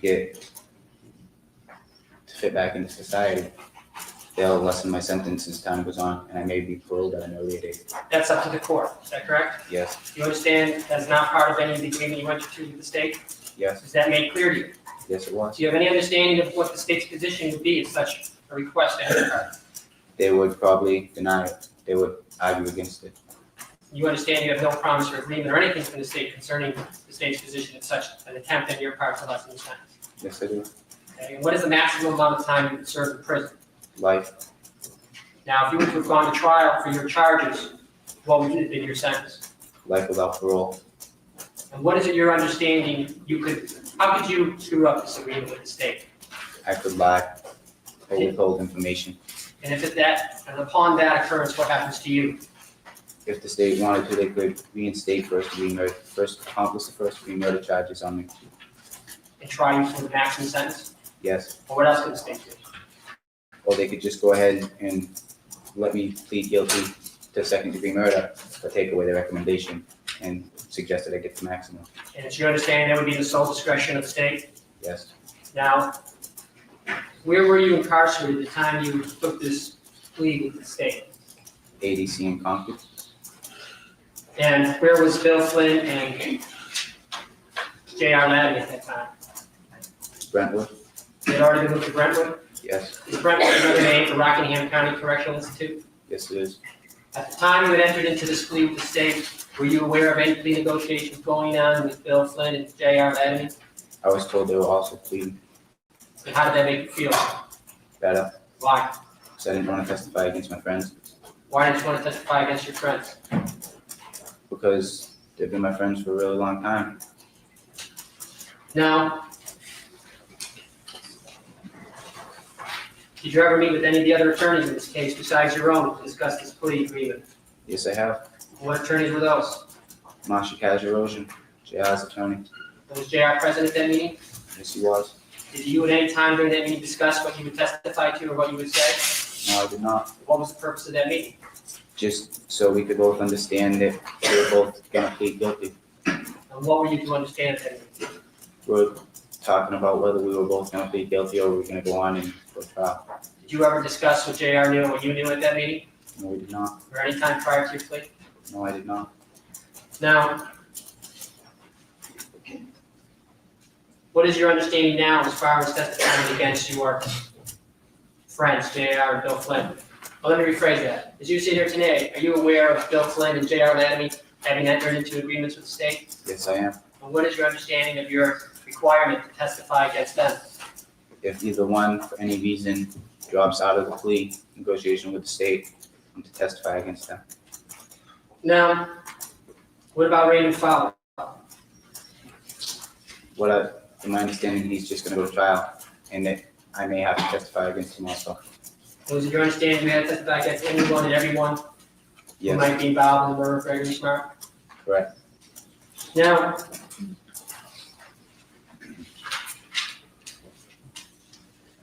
when was the first time you were involved in the planning or ever heard of the planning of the murder of Gregg Smart? March March of what year? 1990. How did you first hear about it? Bill came into the back bedroom of JR's house. Me and JR was sitting at a table listening to some music, and Bill said he wanted to kill Gregg Smart. And what did you say to Bill? Asked him why and told him he was nuts and stupid. And did Bill discuss any reasons at that time why he wanted to kill Gregg Smart? Yes, What did he say to you? he told me that Pam was unhappy in the marriage, and that supposedly Greg hit her and everything, and she didn't want a divorce because if she got a divorce, she'd get no money, she'd lose her car, she'd lose her house, she'd lose everything, and she didn't want that. Were you aware of the nature of the relationship between Pamela Smart and Bill Flynn at that time? Yes, I was. How were you aware of it? Bill had told me, What did Bill tell you? they were having an affair. Did you believe him? Yes, Now, after that first initial conversation with Bill Flynn, had you agreed to help him kill Gregg Smart? no, I had not. How did it go on from there?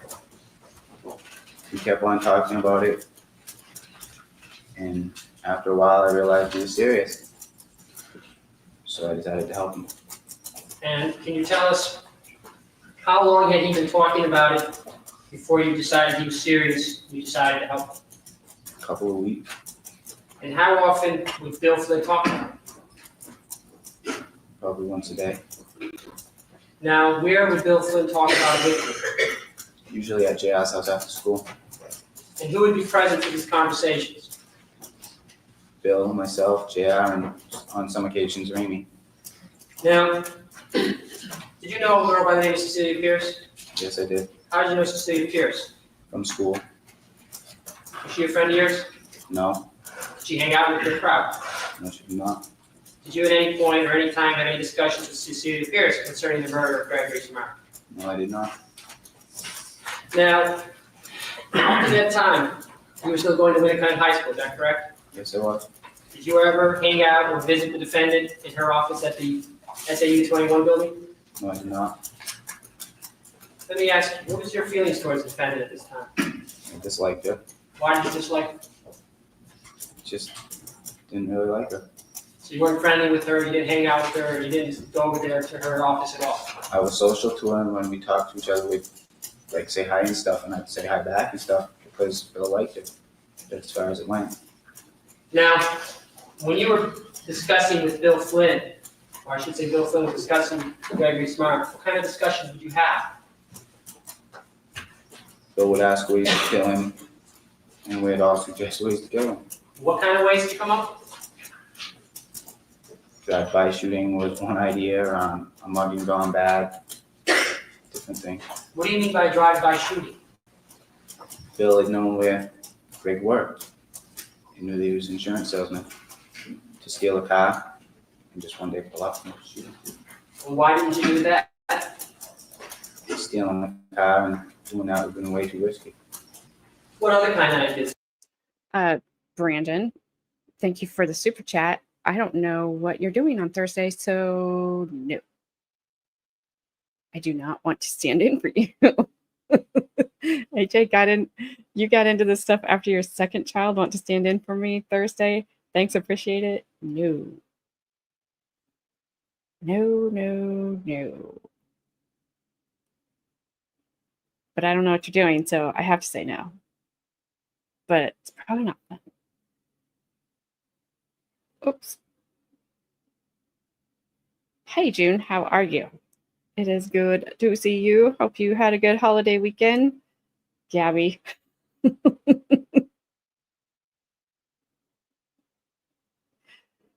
Thank you for the super sticker. I won't do the shocker. I won't. I refuse. Get into your vehicle. The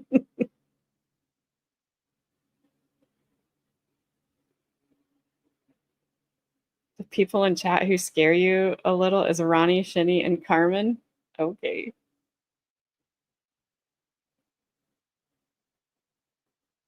It's like the Big Lebowski, except you're role playing with a doctor and he does not fix the cape. Okay, I'm gonna stick with no.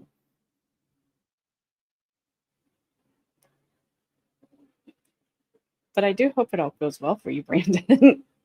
And you know that I do really mean that. So, all right.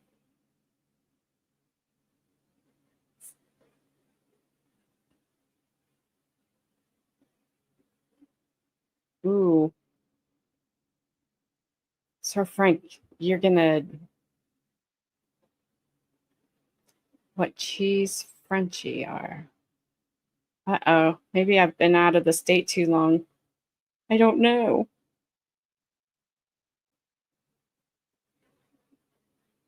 Oh, I'm not scared of anyone. No, I was reading Flash fans. I'm not scared of anyone. See ya, Dare. Good luck to your daughter. Or granddaughter, sorry. Hope she wins. Carmen is not a cop.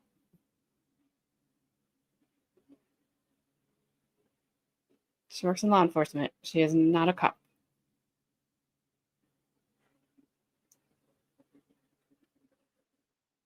All right, so you heard they all got deals, except for it sounds like Fowler. Is it Randy Fowler? I can't think of his name. He sounds like he chose to go to trial. I don't, obviously, these guys all took plea deals, so there wasn't any trials for them that we were able to see. They were all juveniles at the time anyway. So I don't have his either.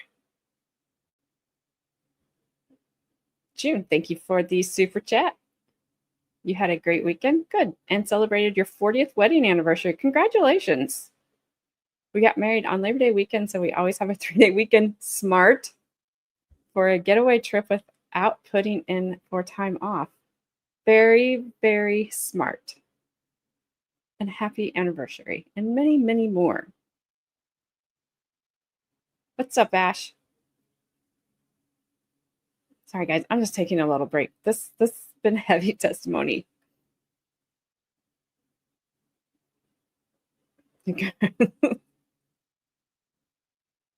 Well, please don't do that, Brandon.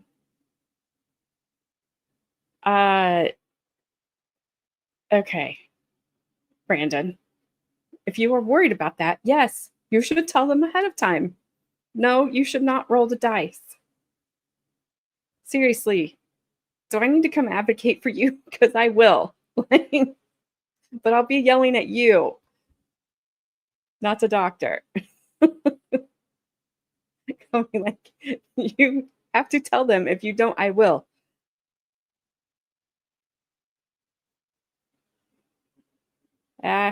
Flashbang, it's okay. Well, that's always good. But you should tell them any concerns that you have ahead of time, sir. Always. Right. I'm not going to get the hammer. Sir Frank. Oops. Frank, thank you for the super chat. Celebrating the return of AJ's voice. Thank you. My husband was probably with your earlier comment about something about a woman getting her voice back. I don't care what he tells you. Brandon? No. All right. I don't know where you live, Brandon, but I'm going to pick Gabby up on the way, and then we'll just come handle it for you, okay? Okay. Puddle Town. Yay. Hey, that hairstyle's back. Have you seen a baseball game lately? You missed me sounding like a man, AT1, on Thursday. I did not have much of a voice. I did not feel well. And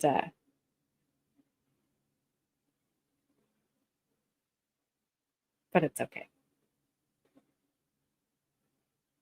I don't Sir Frank, what is that?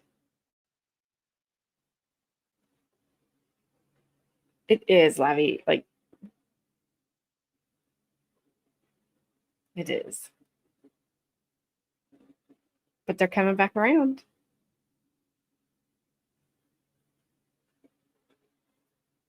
Well, sorry. You can't do that, Brandon.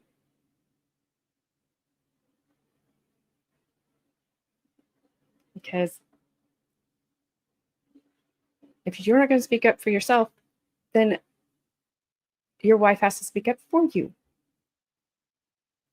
All right.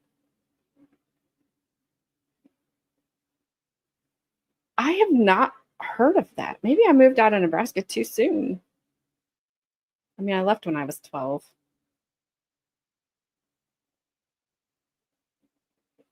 Oh well, it's still home. Always will be. Did you come up with? Pretty much the only one I can think of besides that is to attempt to mug him. Well, make it look like we were attempting to mug him and just shoot him. Now, as Bill was having all these discussions with you, were you taking him serious at this point? After a while, yes. How long a period was it where you weren't taking him serious? Or was there a period when you weren't taking him serious? A period of a couple of weeks that I wasn't really taking him serious. And then, after you started taking him serious, did you ever try to talk him out of it? After I decided to take him serious, no, Why not? because his mind was set on it. Now, was JR taking part in these discussions as well? Yes, he was. Can you tell us approximately what month or time period was that you understood it to be serious and your conversations were serious? Month of April. April of 1990? Yes. Did there come upon a time, let me rephrase it, did there come a time when you had a set plan, you understood what the plan was going to be? Probably the last week in April. Can you tell us at that point what the plan was? Bill had known through Pam that Gregg was going to be home late on May 1st, and that she had a meeting May 1st that was until 10 o'clock, so that covered her from being home. And it was decided upon after the night to kill him. And the plan was to make it look like a botched burglary, that he walked in during it. And what were you going to do inside the apartment to make it look like a burglary? Ransack the house, take certain items. Now,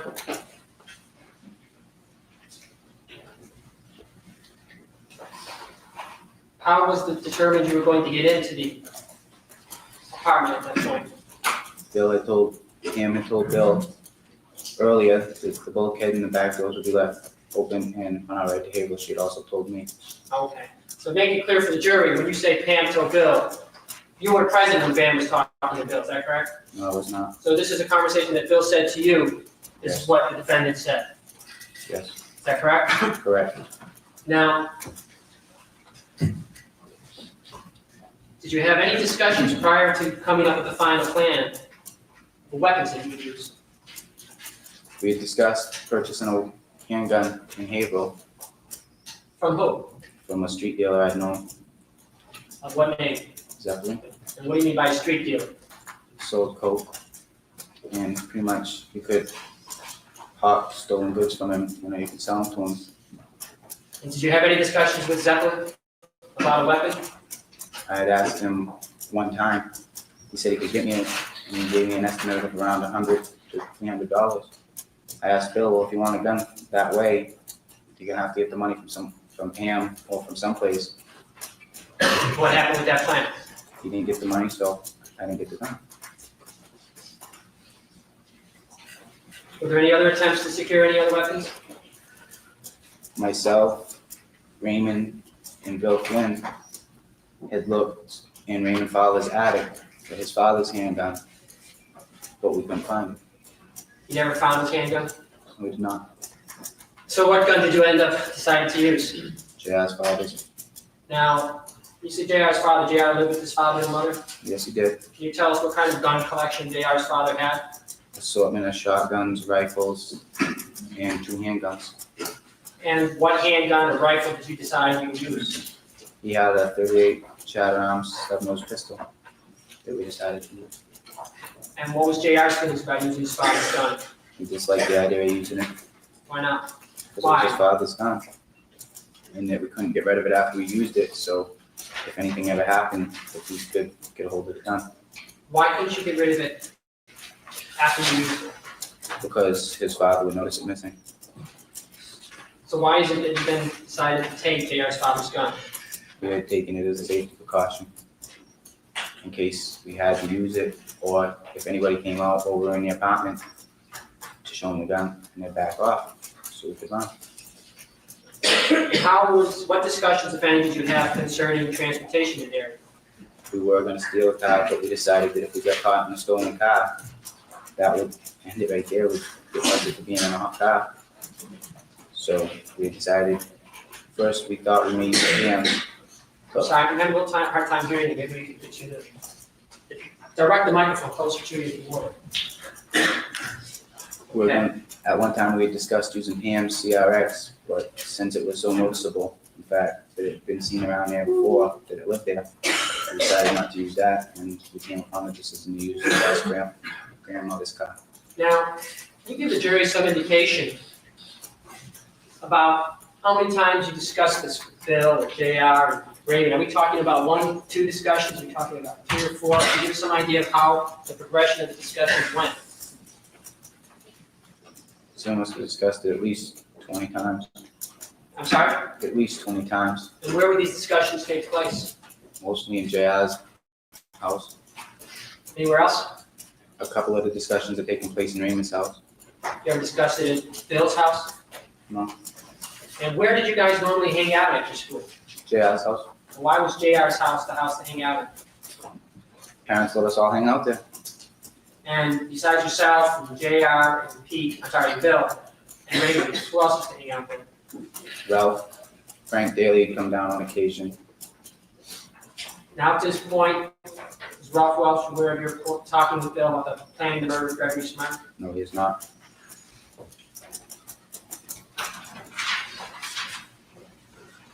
Now, let's talk about the ammunition. Can you tell us where you got the ammunition? Bill gave George Emon the money to buy a box of .38 caliber bullets. Why didn't you just take bullets from JR's father? We weren't sure if he'd notice him missing. And when Bill gave the money to George Emon, do you know where the money came from? I'm not sure, but I was under the impression that Pam gave him the money. So you didn't see any money to trade hands. No, I did That's just not. the impression Bill gave you? Yes, Do you have any idea how much the bills would cost? under $20. Now, besides what Bill told you about the relationship between him and Pam Smart, did you ever see anything? Did you ever see Pam and Bill together? Yes, Where did you see them together? she used to bring him down the house and drop him off every day because they worked on an orange juice commercial together. And on one night, she brought him and Cecilia Pierce down to the house, and Bill had been drinking Southern Comfort. How do you know he had been drinking Southern Comfort? He still had the bottle And let's just back up. Where were you at this time? at JR's house. And who else was there with you? Who was home? Well, who was with you? You hanging out with his parents, just JR? Just me and JR were hanging out, but his mother and father were home. Okay, and what did you see? Bill came down with Pam and Cecilia in the CRX. Then we all went out front into the front yard. Bill was hanging off Pam and stuff, but he was drunk. And then they decided they wanted to go down Salisbury Beach. So we let them go down Salisbury Beach, and me and JR split. And what do you mean by Bill was hanging on Pam? He was hugging her and hanging off himself, And how was Pam reacting to Bill's hanging on to her? holding him up. Now, was Bill old enough to drink at this point? No, And Cecilia drinking as far as you do? I'm not sure. What about Pam? She didn't seem to have been. And how long were you with them at that time? Probably about a half an hour. Now,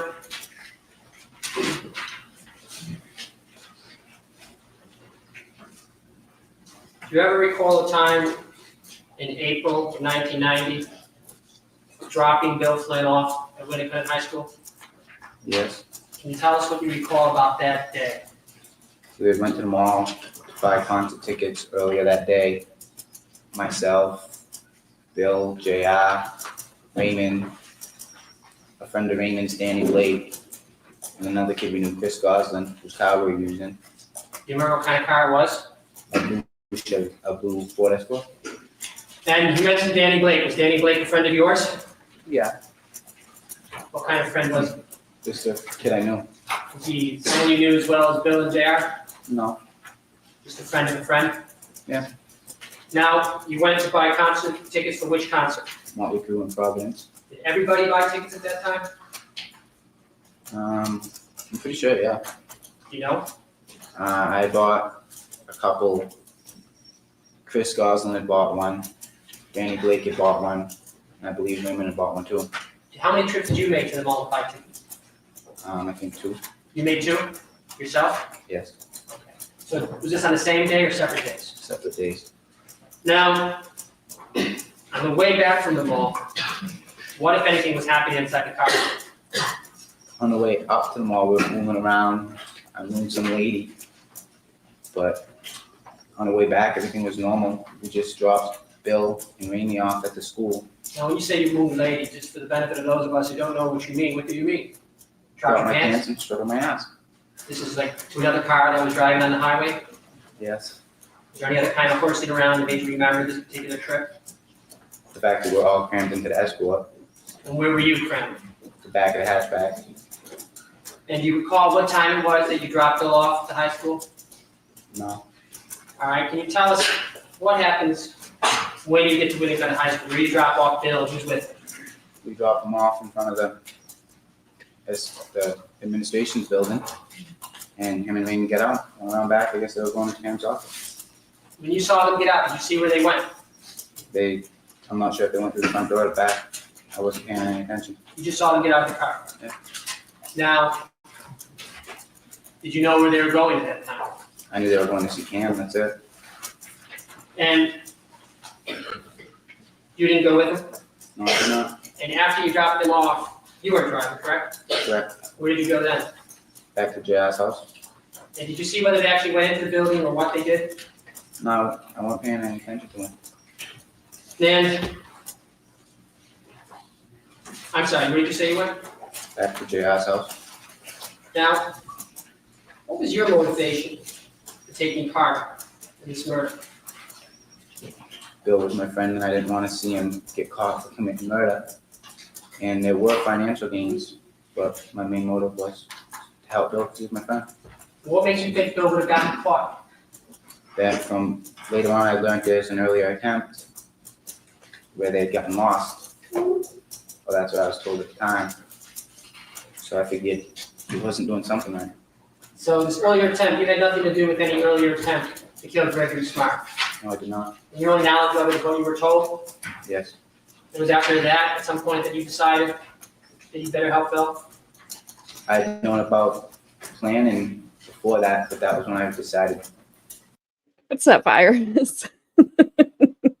Good to see you. And crazy white women, there's just so many of them. I can't ignore them. That's all. They're just showing me how not to be. Maybe. I don't know. I'll never tell. I'm not saying whatever you said, Gabby. That's right, Frank. Thank you. Don't force my voice, Gabby, to say Massachusetts things. Because I don't know. I thought he was saying behavior something at first, and then I realized that didn't make sense.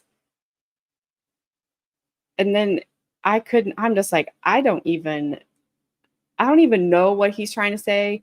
And then you typed in what it was. I'm like, that makes sense. And then you're like, but that's not how you pronounce it. I'm like, that makes sense too. But I'm not saying it. Because that's weird.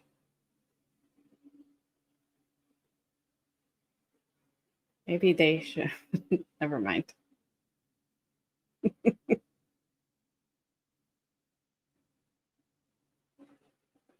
All right, Gabby, that's not nice. Don't tell Frank not to baby me.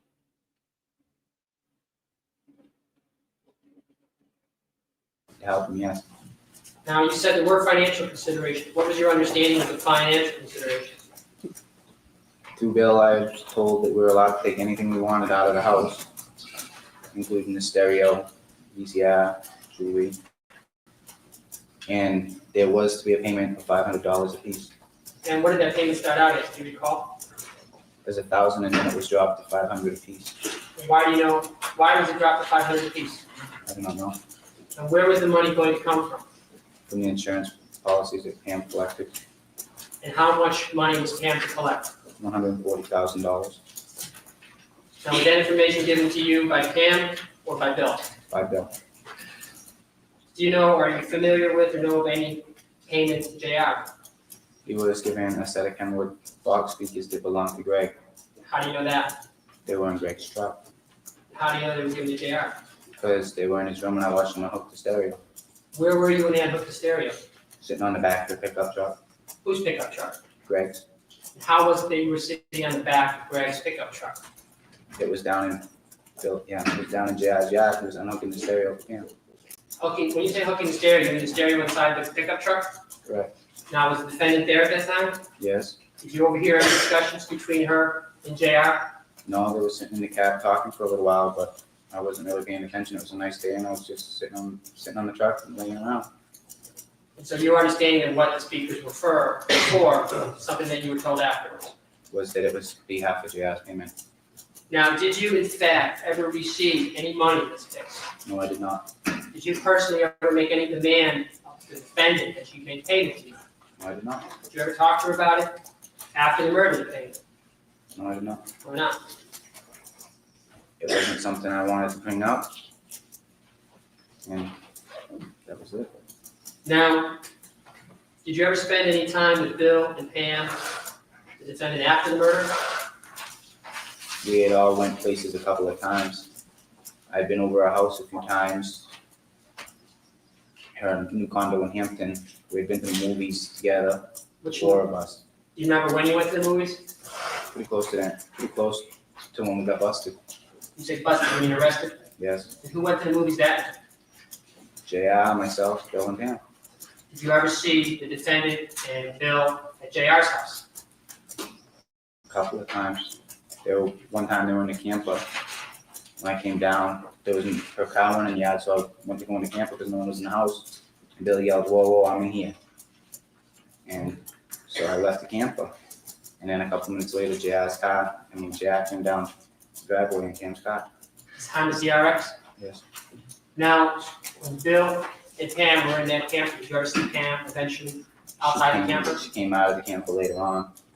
I didn't see her get out. She was just in the yard later on. And do you have any idea when that was?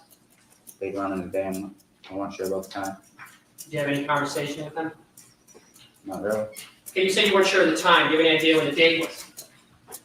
No, And this was after the murder? I'm pretty sure. Now, did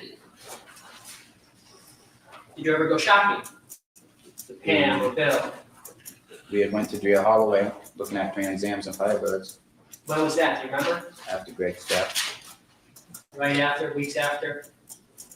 Weeks, I'd say. How did that happen? Her and Bill were down in the house. It's the same day that Jay, around the same day or the same day that Jay took the stereo out of the truck for it. We had all JR, Bill, Pam, and Michelle Nichols, JR's girlfriend. We were all sitting around. And Bill and Pam came down. Oh no, Pam came down. Bill was with her. I'm not sure how, if he was here at the house or not, but we wound up all going to Drea Holloway Why did you go to Drew Holloway? to look at Trans Ams because Pam wanted to buy one. But why Drew Holloway? Why that car dealership? Because JR's mother worked there. You know what JR's mother's name is? Diane, well, her real name's Naomi Lattin, so she goes by Diane Lattin.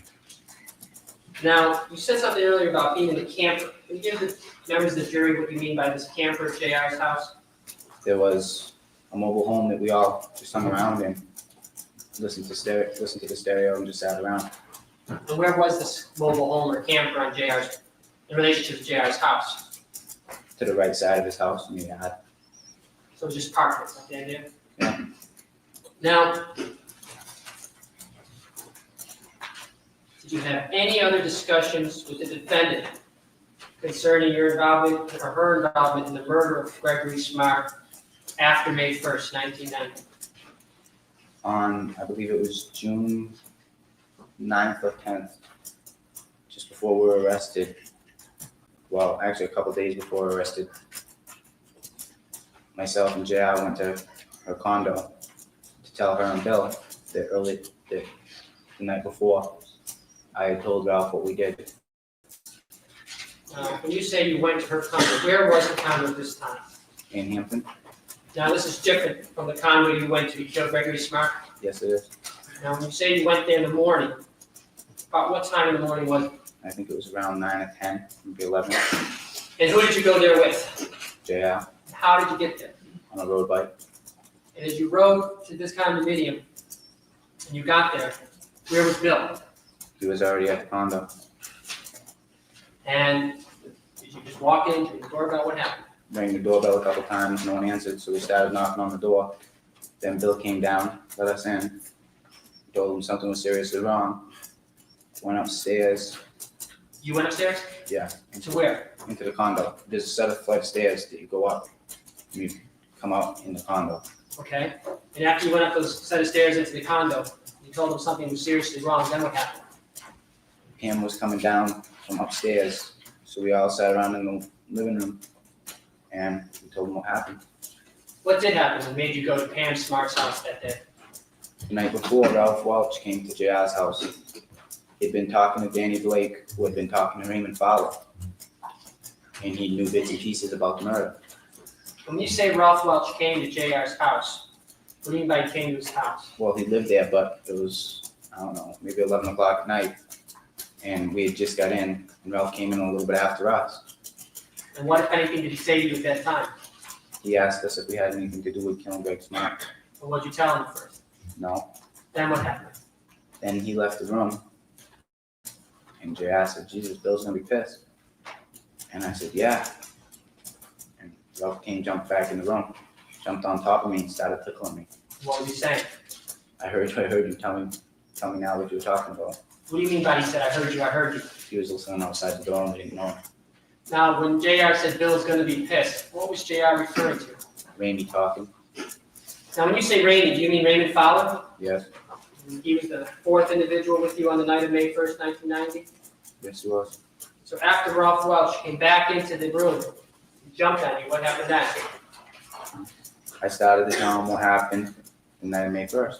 Then I told him, well, wait a minute, we went outside and I told him what happened May 1st.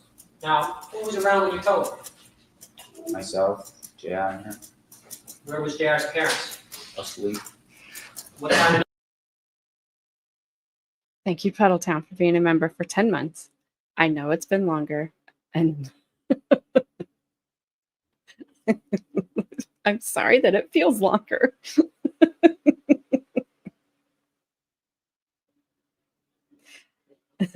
Because I was careful on how I phrased the second part of that. And it is hard to listen to his testimony because they did such a serious, most horrible thing. But yet there's times when they're just acting like freaking kids. Because they were sad.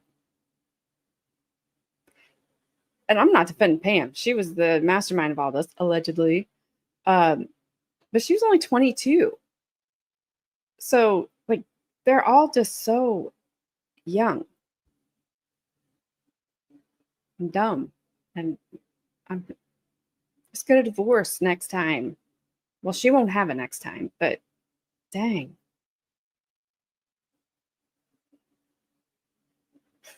I won't read that, Puddle. Yeah, it's sad. Like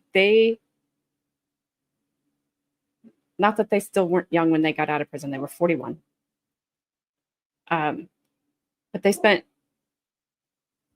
their best years as far as like being young and, you know, having energy and everything doesn't hurt on your body in prison.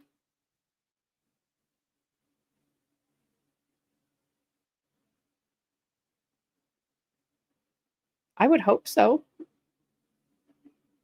I would hope so. But if she thought she was going to get 140K, that's probably her 140,000 reasons. All right. Sorry, my dog is being rude. So. Night was 11:30, 4 o'clock maybe. you know what day of the week this was? January 9th, I think it was a Sunday, I believe. June 9th, sorry. All right, and you started the conversation in the bedroom, Yes. and what made you go outside?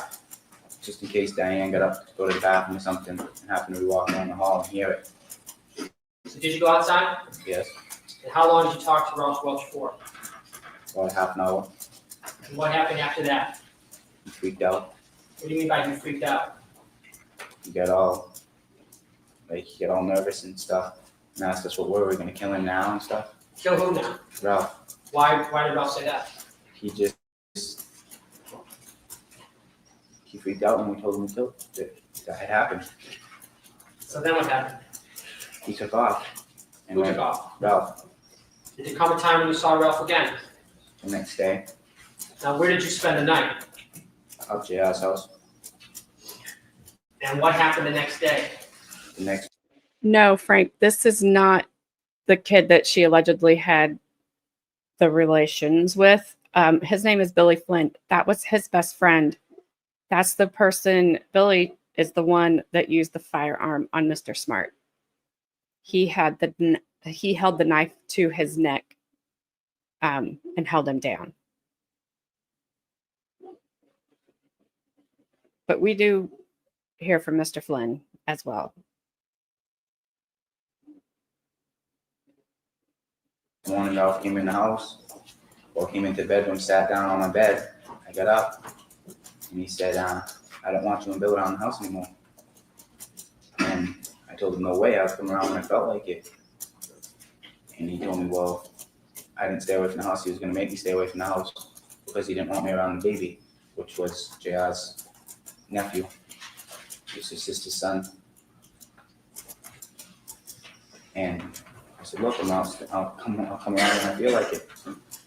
So he told me, well, if I came around, and he said, I ought to step outside right then. I said, fine. And we walked up the driveway.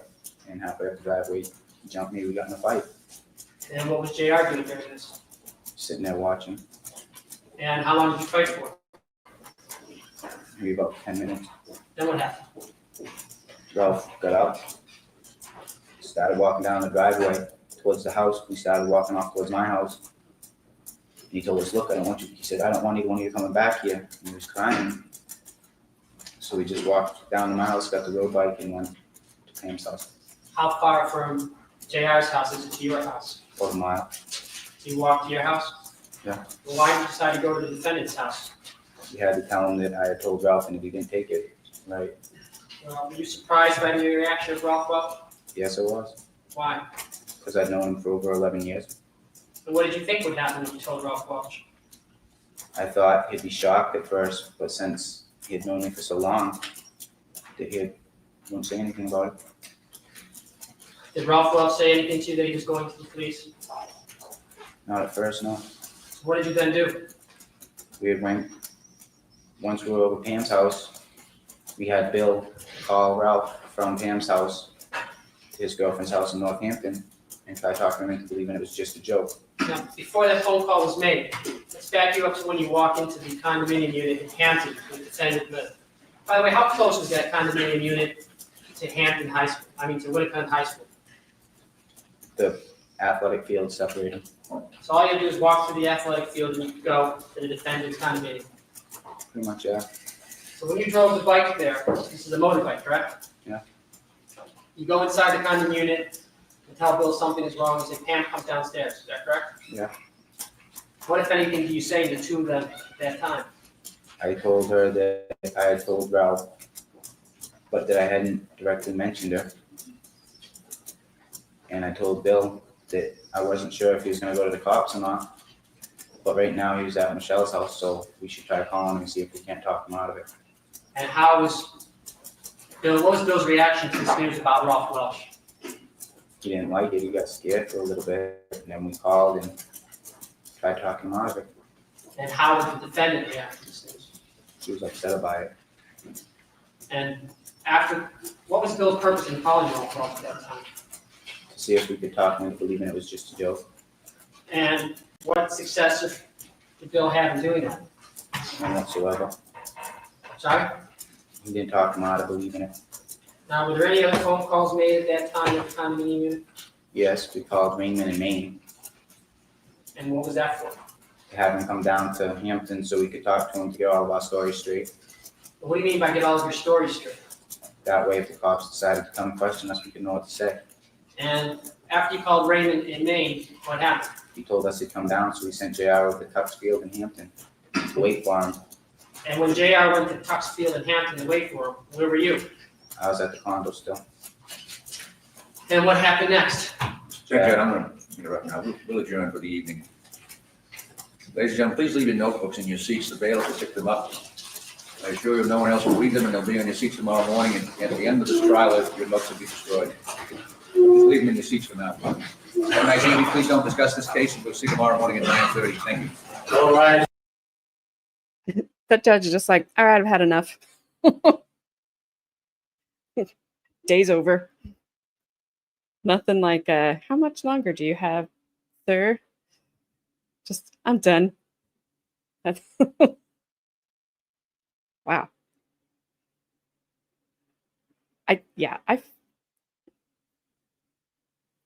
There's part of me that feels very bad for these kids.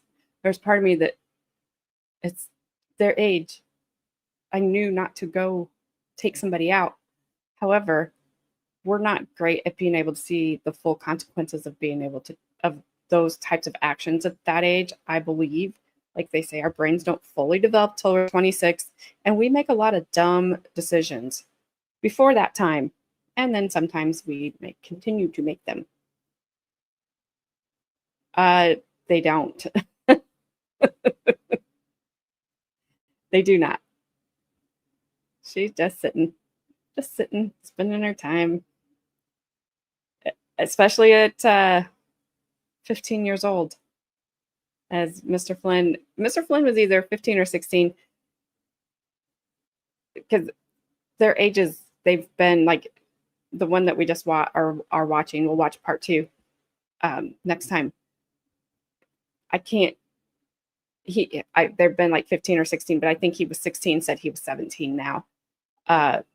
Yeah, she was 22 at the time. Yep, so very young. Sticky, you are. Aw, dang it. Good to see you still, though. Jack Early asked you why I'm so mean. Because he didn't ask good questions. I'm not mean. I was just being honest. So I know some of you saw this last week, but there's some of you were not here last week. So I said I was only going to play it then. Sticky's here.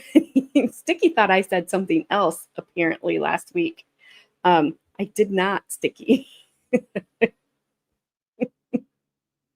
I did not say, I think you thought I said a word that starts with the letter P is the only one I could come up with, but I didn't. But yeah, that's right. Only mean when you don't like the answers you get. Yep. I'm only mean when I don't like the answers I get. That's right. I'm direct. Yes, it rhymes with corn. So, like I said, some of you guys saw it last week. I'm going to play one more time because I know not everyone was here. But after Jedi just came in and broke my mind with corn sweat being real, and I just, it just blew my mind because I've never heard of it, and I've lived around corn my entire life. It also rhymes with corn. As a just as an ode to the unofficial last weekend of summer, I made a video about corn sweat, and so I'll play it again here at the end. It is about 2 minutes long, so but if you guys would stick around, I would appreciate it. Before we do that, I do not know, and I'm so sorry, and please forgive me if I will be here tomorrow. I have my granddaughter, and I don't know that she's going to be picked up in time. However, I've been talking to Carmen, and depending on what her schedule is tomorrow, she may step in for me, and then if I can, I will take over for her, or I'll just let her do her thing. If I am not here tomorrow, I will definitely be here Thursday, and we'll finish up this guy's testimony. So, but it was just a last minute thing, and she's not old enough to take care of herself. And look, AT1 was so nice. Family first, it's okay. Thanks, Puddletown. Sir Frank, why did I not know about this thing? Oh my gosh. I asked my son about it. He's like, oh yeah, I know what it is. Seriously? How do you know about it? So if I'm not here tomorrow, I will be back at 6 p.m. on Thursday. We will definitely put up a notification in Discord. So you don't have to be a member or anything to join Discord. So feel free to join that. I think Gabby has the link somewhere. She's put it up several times. The only thing I will say, if you do join Discord, is to probably silence your notifications, because sometimes they get quite chatty in there, and people have said, you know, I need to turn off my notifications. Yeah, but that's why I don't know.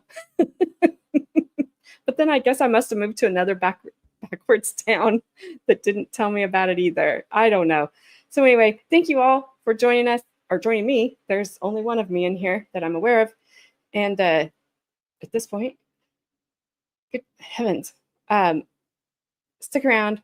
I'm going to play this video for you, and then I will see you guys either all tomorrow or Thursday. Have a great night. If you haven't already, please hit that like and subscribe button on your way out. I would appreciate it. And have a great rest of your night, and I'll see you guys all very, very soon.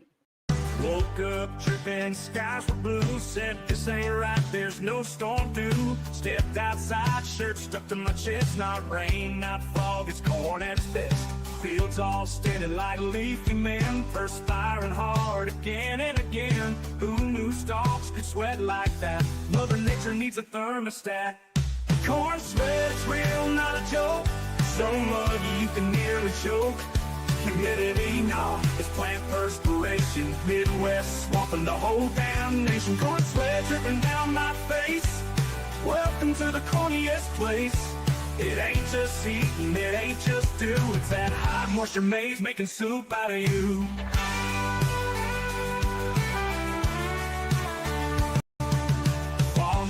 hands from his tractor throne. Says that's just the corn breathing on its own. I tried a fan, I tried some ice, but the air's so thick it's cooking rice.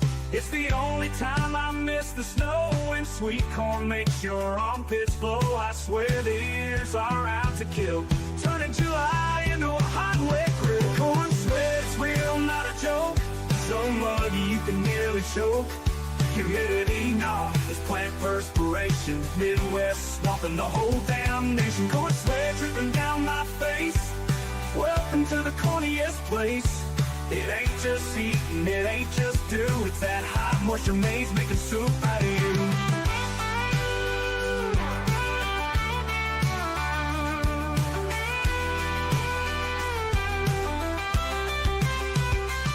Corn sweat is real, not a joke, so muggy you can nearly choke. Humidity, nah, it's plant perspiration. Midwest swamping the whole damn nation. Corn sweat dripping down my face. Welcome to the corniest place. It ain't just eating, it ain't just do. It's that hot moisture maze making soup out of you.